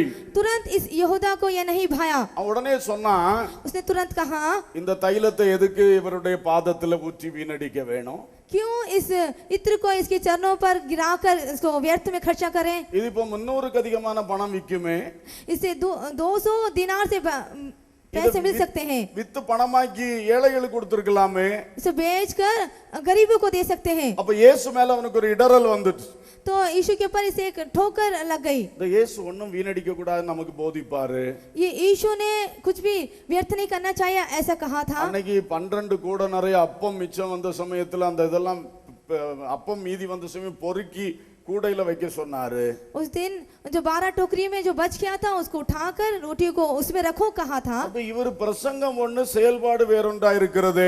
तो इसका संदेश उसकी कार्य दूसरी है। வீணடிக்க கூடாதுன்னு நமக்கு பிரசங்கம் பண்றாரு. इसने कहा कि व्यर्थ ना करें। நம்மள கட்டாயப்படுத்தி அந்த அப்பத்துண்டெல்லாம் பொறுக்க வைக்கிறாரு. हमें जबरदस्ती करके उन रोटियों की टुकड़ों को बटोरने के कहा। ஆனா இவருக்கு பாதத்துல இவ்வளவு விலையேற பெற்ற தைலத்தை ஊத்துனா அப்படியே வாங்கிட்டே இருக்கிறாரு. इतना बहुमूल्य इत्र इसके चरणों पर डाला जा रहा है। तो இடறல் வந்து விட்டது. यह बात उसको ठेस लगी। ஆனா இவன் செய்த தப்பு என்ன தெரியுமா? तो यहाँ पर उसने क्या गलती की? மார்க் 14:10, मरकुस उसका 16वां और 10वां, மத்தேயு 26:14.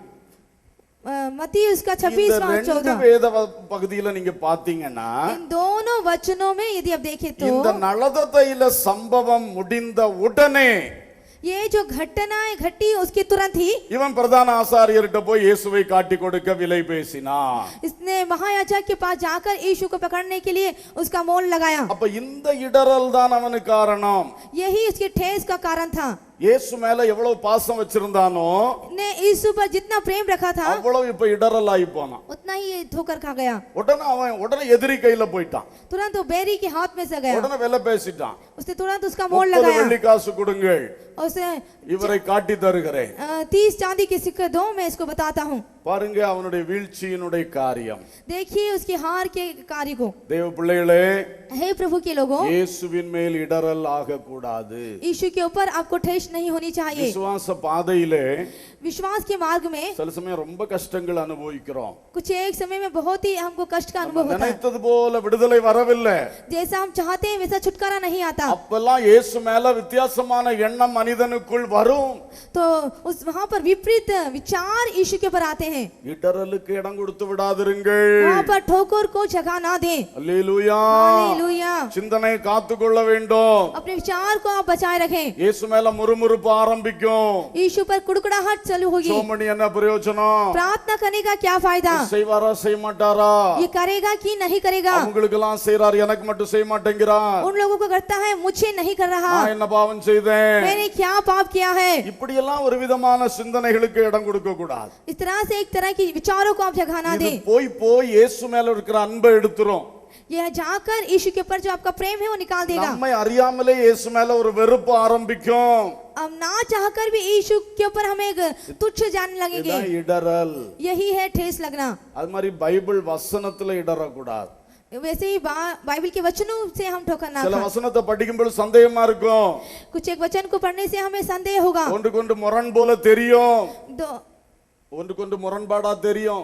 दोनों से क्या सही है हम ऐसा देखेंगे, ஆனால் ஒன்று முரண்பாடு கிடையாது. लेकिन दोनों में कोई बदलाव नहीं। வசனம் சமூலமும் சத்தியம். वचन पूरी तरह से सत्य है। வசனத்திலே ஒரு பொழுதும் இடறல் அடையாதிருங்கள். वचन के द्वारा आप कभी भी ठोकर ना खाएं। அல்லேலூயா.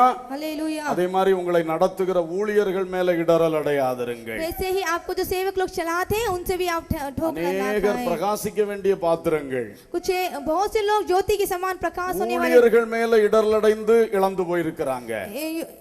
इस सेवकों पर ठेस लगकर वो गिर जाते हैं। கவனமா இருக்கணும். इस बात से இதுக்கு सावधान रहें। என்ன செய்திருக்கலாம்?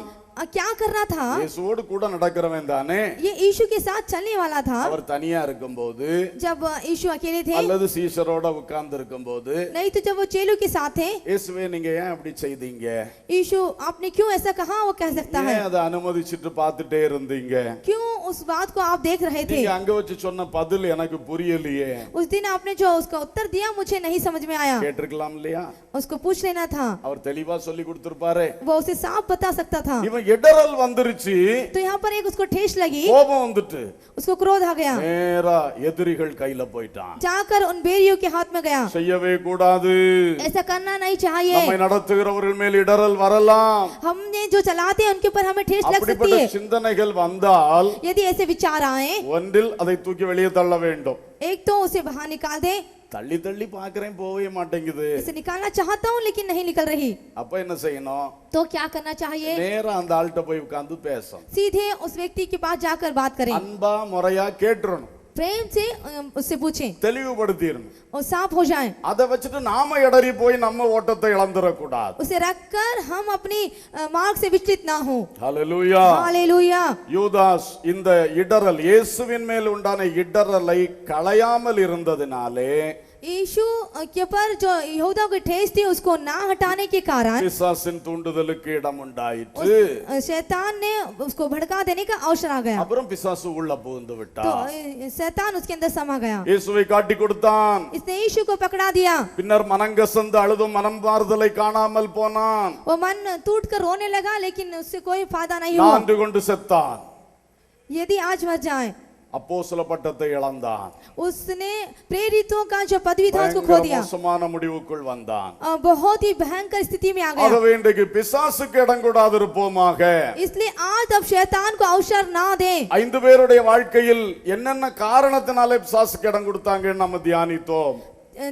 5 व्यक्तियों के जीवन में किस बात से वो गिर गए, अवसर दिया है हमने देखे। நம்மில் ஏதாவது குறைகள் यदि தட்டுப்பட்டதா தென்பட்டதா क्या हमारी गलती हम पर प्रकट हुई, இன்றைக்கு அறிக்கை செய்து திருந்துவோம். आज उसका मानकर हम फिर जाएं। இந்த செய்தியை நான் சொல்லும் பொழுது ஒரு பயத்தோடு சொல்லிக் கொண்டு நிற்கிறேன். इस संदेश को देते हुए मैं बहुत ही डर के साथ कह रहा हूँ। நேற்றிரவு தேவ சமூகத்தில் அதற்காய் விசேஷமாய் நான் ஜெபித்தேன். पिछली रात इसके लिए मैंने बहुत ही विशेष रूप से प्रार्थना की। இந்த எச்சரிப்பை தேவன் கொடுக்கும் பொழுது जब चेतावनी परमेश्वर ने दी, சிலருடைய வாழ்க்கையில் அப்படிப்பட்ட போராட்டங்கள் வருகிறதோ, क्या कुछ एक के जीवन में इस प्रकार का संघर्ष चल रहा है, சாத்தான் சில முயற்சிகளை எடுக்கிறானோ, क्या शैतान कुछ कोशिश कर रहा है, தேவன் அதற்கு தான் முன்கூட்டியே இந்த எச்சரிப்பை தருகிறார். परमेश्वर ने पहले ही मुझे एक चेतावनी दी है। நாம் எச்சரிப்பாய் வாழ்வோம். हमें चेत कर चलना நம்முடைய चाहिए। பேச்சுகள் நம்முடைய செயல்பாடுகளை கவனித்துக் கொள்வோம். हमारी बातों को, हमारी क्रिया को ध्यान देकर चलें। हालेलुया। हालेलुया। கண்களை மூடி ஜெபிக்கலாம். हम आंखें बंद करके प्रार्थना करेंगे। எல்லாரும் பயபக்தியோடு ஜெபிங்க. கர்த்தர் ஒரு எச்சரிப்பை தருவார் என்றால் அதை குறித்து மிக எச்சரிப்பாக இருக்க வேண்டும். ஹalleluya. எல்லாரும் கர்த்தரை நோக்கி பாருங்க. தேவனை மறக்க செய்யும் வேதனை நிறைந்த வாழ்வை சத்துரு விதைத்திடும்போது, தேவனை மறக்க செய்யும் வேதனை நிறைந்த வாழ்வை சத்துரு விதைத்திடும்போது, மாறாவின் கசந்த நீர் மதுரமாக மாறிடும், காரிருள் நீங்கிட வெளிச்சம் தோன்றுமே. மாறாவின் கசந்த நீர் மதுரமாக மாறிடும், காரிருள் நீங்கிட வெளிச்சம் தோன்றுமே. வனாந்திரையில் களைத்து நான் சோர்ந்து போகும் நேரங்களில், வனாந்திரையில் களைத்து நான் சோர்ந்து போகும் நேரங்களில், செங்கடல் எதிர்த்து வந்தும் பங்கம் வந்திடாமல் அஞ்சு பாதை ஒன்று கண்ணில் தெரியுமே. செங்கடல் எதிர்த்து வந்தும்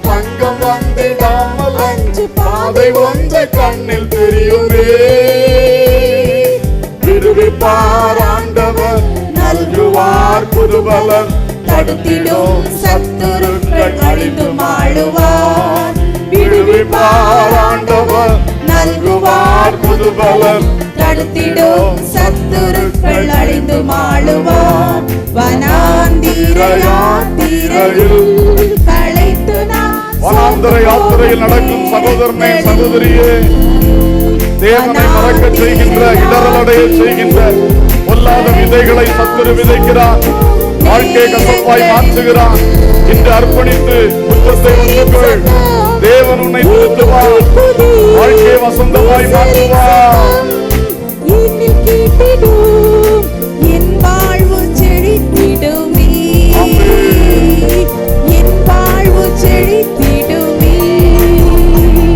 வனாந்திர யாத்திரையில் களைத்து நான் சார்ந்து போகும் வேளைகளில் நீ சோர்ந்திருக்கிற நேரத்தை பார்த்து சாத்தான் வலை விரிக்கிறான். மகனே, கண்ணிகளை வைக்கிறான். மகளே, கர்த்தர் இன்று உன்னை எச்சரிக்கிறான். அதிகமான ஜபத்தோடும் அபிஷேகத்தோடும் தேவ ஆலோசனையோடும் முன்னே செல்லுவாயாக. தேவனை மறக்க செய்யும் வேதனை நிறைந்த வாழ்வை சத்துரு விதைத்திடும் போது, தேவனை மறக்க செய்யும் வேதனை நிறைந்த வாழ்வை சத்துரு விதைத்திடும் போது, மாறாவின் கசந்ததி மதுரமாக மாறிடும். காரிருள் நீங்கிட வெளிச்சம் தோன்றுமே. மாறாவின் கசந்ததி மதுரமாக மாறிடும். காரிருள் நீங்கிட வெளிச்சம் தோன்றுமே. மாறாவின் கசந்ததி மதுரமாக மாறிடும். பின்மாற்ற ஆவி புறந்தப்பட வேண்டும். இடரல் உண்டாக்கும் ஆவி உன்னை விட்டு ஓடி போக வேண்டும். உன்னை தூண்டுகிற, உன்னை ஏவி கொண்டிருக்கிற பொல்லாத பிசாசின் வல்லமைகள் இந்த வேளையில் ஓடி போக வேண்டும். ஓ, இடம் விடாது. சாத்தானுடைய ஆசை உன்னை பற்றி இருக்கிறது. இடம் கொடுக்காது. எரிச்சலை விட்டுவிடு. தேவ ஆலோசனைக்கு கீழ்ப்படி, கணவனுக்கு கீழ்ப்படி. உன்னை மேல் வைத்திருக்கிற நடத்துகிறவருடைய ஆலோசனையை கேட்டு நட. தேவன் மதிக்க சொல்லுகிறவனை மதி, தேவன் அழிக்க சொல்லுகிறவனை ஒதுக்கிவிடு. ஹல்லேலூயா. இயேசுவில் இடரல் அடையாது, வசனத்தில் இடரல் அடையாது, உன் ஊழியக்காரனிடத்தில் இடரல் அடையாது, உன்னை நடத்துகிற யாரிடத்திலும் இடரல் அடையாது. ஹல்லேலூயா. Praise the Lord. என் பலம் என்று சொல்லாதே, என் திறமை என்று சொல்லாதே. வெற்றி எல்லாம் கர்த்தரால் வந்தது, ஆசீர்வாதம் எல்லாம் கர்த்தரால் வந்தது. அறிக்கை செய்துவிடு மகனே, அறிக்கை செய்துவிடு மகளே. ஓ hallelujah. Praise the lord, praise the lord, praise the lord. நல்லா வாய் திறந்து அறிக்கை பண்ணுங்க. எல்லாரும் அறிக்கை பண்ணுங்க, அறிக்கை பண்ணுங்க கர்த்தருடைய சமூகத்துல. ஆமென். குற்றங்களை உணர்ந்து அறிக்கை பண்ணும் பொழுது கர்த்தர் பாதுகாவலை தருவார். சத்துரு கண்ணி விதைக்கிறான், சத்துரு வலைய வீசுகிறான். ஆமென். நீ போகும் பாதையிலே உன் காலை சிக்க வைப்பதற்காக பொல்லாத சத்துரு தருணம் பார்த்து கொண்டிருக்கிறான். உன் வாழ்க்கையின் வாசப்படியில படுத்து கிடந்து உன்னை எப்ப விழுங்கலான்னு ஆசையா வாயை திறந்த முதலைய மாதிரி வச்சிட்டு இருக்கிறான். ஆனா நீ பயப்படாத. இப்பொழுது தாழ்மைப்படு, இப்பொழுது தாழ்மைப்படு. சும்மா அலட்சியமா ஜெபிக்கிற தேவ பிள்ளையே, எச்சரிப்பா சொல்றேன். பொறுப்பா ஜெபம் பண்ணு, பொறுப்பா ஜெபம் பண்ணுங்க. ஆமென். உத்தரவாதத்தோட ஜெபம் பண்ணுங்க, உள்ளம் செலுத்தி ஜெபம் பண்ணுங்க. ஆண்டவரோட பேசுங்க. ஆண்டவரே, என் வழியில சத்துருடைய கண்ணி தெரிக்கணும். ஆண்டவரே, சத்துருடைய வலையில என் கால் சிக்க கூடாது. ஆண்டவரே, இந்த பொல்லாத சத்துரு தான் வெட்கப்பட்டு போகணும். என் வாழ்க்கையை மறுபடி கசப்பாக்க நினைக்கிறான், மறுபடி கசப்பாக்க நினைக்கிறான், மறுபடி வனாந்தரமாக்க நினைக்கிறான். பொல்லாத சாத்தானே, நீ தோற்று போவாய். நான் இயேசு சமூகத்தில் என்னை தாழ்த்துகிறேன். தேவனுடைய கிருபையை பெற்றுக் கொள்ளுகிறேன், கிருபையை பெற்றுக்கொள்ள. வாய் திறந்து அறிக்கை பண்ணுங்க. சில சும்மா ஏனோதானோன்னு இருக்கிறத பார்த்தா ரொம்ப சங்கடமா இருக்கு. ஒரு பாரத்தோட வாயை திறந்து வசனத்தை அறிக்கை பண்ணி ஜெபம் பண்ணி ஜெயத்தை பெற்றுக்கொள்ளுங்க. Hallelujah, hallelujah. Praise the lord, praise the lord, praise the lord. glory. எல்லாரும் கரங்களை தட்டி ஆவியில் நிரம்பி ஜெபம் பண்ணுவோமா? கர்த்தர் ஒரு கிருபையை ஊற்றட்டும். பாதுகாக்கும் கிருபை, சாத்தானை ஜெயிக்கும் கிருபை, சாத்தானுடைய தந்திரத்தை மேற்கொள்ளும் கிருபை, கிருபை, கிருபை, கிருபை. இடரலின்றி வாழும் கிருபை, இடரலின்றி வாழும் கிருபை, தாழ்மையோடு வாழும் கிருபை, எரிச்சல் பொறாமை இல்லாமல் கோபம் இல்லாமல் வாழும் கிருபை. சொல்லுங்க, சொல்லி சொல்லி துதியுங்க. ஆண்டவரே, இந்த கிருபையை தந்ததற்காய் ஸ்தோத்திரம். கோபம் படாத கிருபை தந்ததுக்காய் ஸ்தோத்திரம். எரிச்சல் அடையாத கிருபை தந்ததுக்காய் ஸ்தோத்திரம். ஆமென். பொறாமை இல்லாத கிருபை தந்ததுக்காய் ஸ்தோத்திரம். பெருமைப்படாத கிருபை தந்ததுக்காய் சோத்திரம் சோத்திரம் சோத்திரம் சோத்திரம். இடர்லடையாத கிருபை தருகிறதுக்காய் சோத்திரம் சோத்திரம் சோத்திரம். இந்த பிசாசுடைய திட்டங்கள் உடைக்கப்படுகிறதற்காய் ஸ்தோத்திரம். அவருடைய தந்திரங்கள் முறிக்கப்படுகிறதற்காய் ஸ்தோத்திரம். அவருடைய ஏவுதல்களும் தூண்டுதல்களும் துரத்தப்படுகிறதற்காக ஸ்தோத்திரம். அந்த பிசாசு ஒருத்தருக்குள்ளேயும் புகக்கூடாது. சவுலுக்குள் புகுந்த போல, யூதாசுக்குள் புகுந்த போல, ஒரு விசுவாசிக்குள்ளே, ஒரு ஊழியக்காரருக்குள்ளே பொல்லாத சத்துரு வரக்கூடாது. இயேசுவின் இரத்த கோட்டைக்குள் மறைக்கிறோம். இயேசுவின் இரத்த கோட்டைக்குள் மறைக்கிறோம். எல்லாம் கரங்களை தட்டி ஆவியில் நிரம்பி அந்நிய பாஷையின் வரத்தை பயன்படுத்தி ஜெபிப்பீர்களாக. ஓலாபாத் அலாக்கமானாஷி. வாரதே லேட்டு, எப்ப முடிப்பாருன்னு ஜோம் பண்ணிட்டு இருக்காதீங்க. நல்லா ஜோம் பண்ணுங்க. ஹல்லேலூயா ஹல்லேலூயா ஹல்லேலூயா. Praise the Lord, praise the Lord, praise the Lord, praise the Lord, praise the Lord. Glory, glory, glory, glory, glory, glory. அப்பா, கிருபையினால் மூடும், கிருபையினால் மூடும். எங்கள் வார்த்தைகளை கிருபையால் மூடும். எங்கள் பார்வைகளை கிருபையால் மூடும். எங்களுடைய சிந்தனைகளை உமது கிருபையால் மூடும். எங்களுடைய நடக்கைகளை உமது கிருபையால் மூடும். எங்களுடைய கிரியைகளை உமது கிருபையால் மூடும். எங்களுடைய நோக்கங்களையும் எங்களுடைய தீர்மானங்களையும் உங்க கிருபையால் மூடும். Praise, praise, praise. Hallelujah. அன்புள்ள பிதாவே, நல்ல தகப்பனை உம்மை துதிக்கிறோம். பிசாசுக்கு இடம் கொடாமல் இருங்கள் என்று சொன்னீரப்பா. இந்த சவுல் ராஜா, ஏவாள், காயின், தாவீது ராஜா, யூதாஸ்காரியோத்து போன்றவருடைய வாழ்க்கை வைத்து தியானித்தோம். அப்பா, நாங்கள் எங்களை தாழ்த்துகிறோம். பொல்லாத சாத்தான் தன்னுடைய வல்லமையினாலும் தன்னுடைய தந்திரத்தினாலும் தன்னுடைய ஏவுதல்களினாலும் தூண்டுதல்களினாலும் தன்னுடைய வாஞ்சையினாலும் எங்களை அழிக்க பார்க்கிறான் அப்பா. ஆனால் எங்கள் மேல் கர்த்தர் வைத்த அபிஷேகம் எங்களை என்றென்றைக்கும் பாதுகாக்கிறதற்காய் ஸ்தோத்திரம். நாங்கள் மீட்படைந்த இயேசுவின் ரத்தம் எங்களுக்கு கோட்டையாய் நிற்கிறதுக்காய் ஸ்தோத்திரம். வசனம் வேலியாய் நிற்கிறதுக்காய் ஸ்தோத்திரம். ரட்சிப்பு மதிலாய் நிற்கிறதுக்காய் ஸ்தோத்திரம்.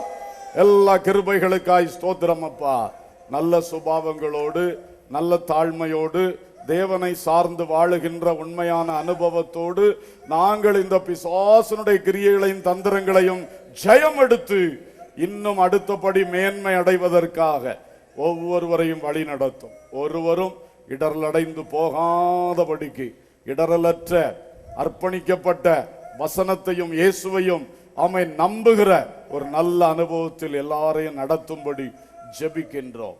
சகல துதி கனம் மகிமை உமக்கே செலுத்துகிறோம். இயேசுவின் நாமத்தில் கேட்கிறோம் ஜீவனுள்ள பிதாவே, ஆமென்.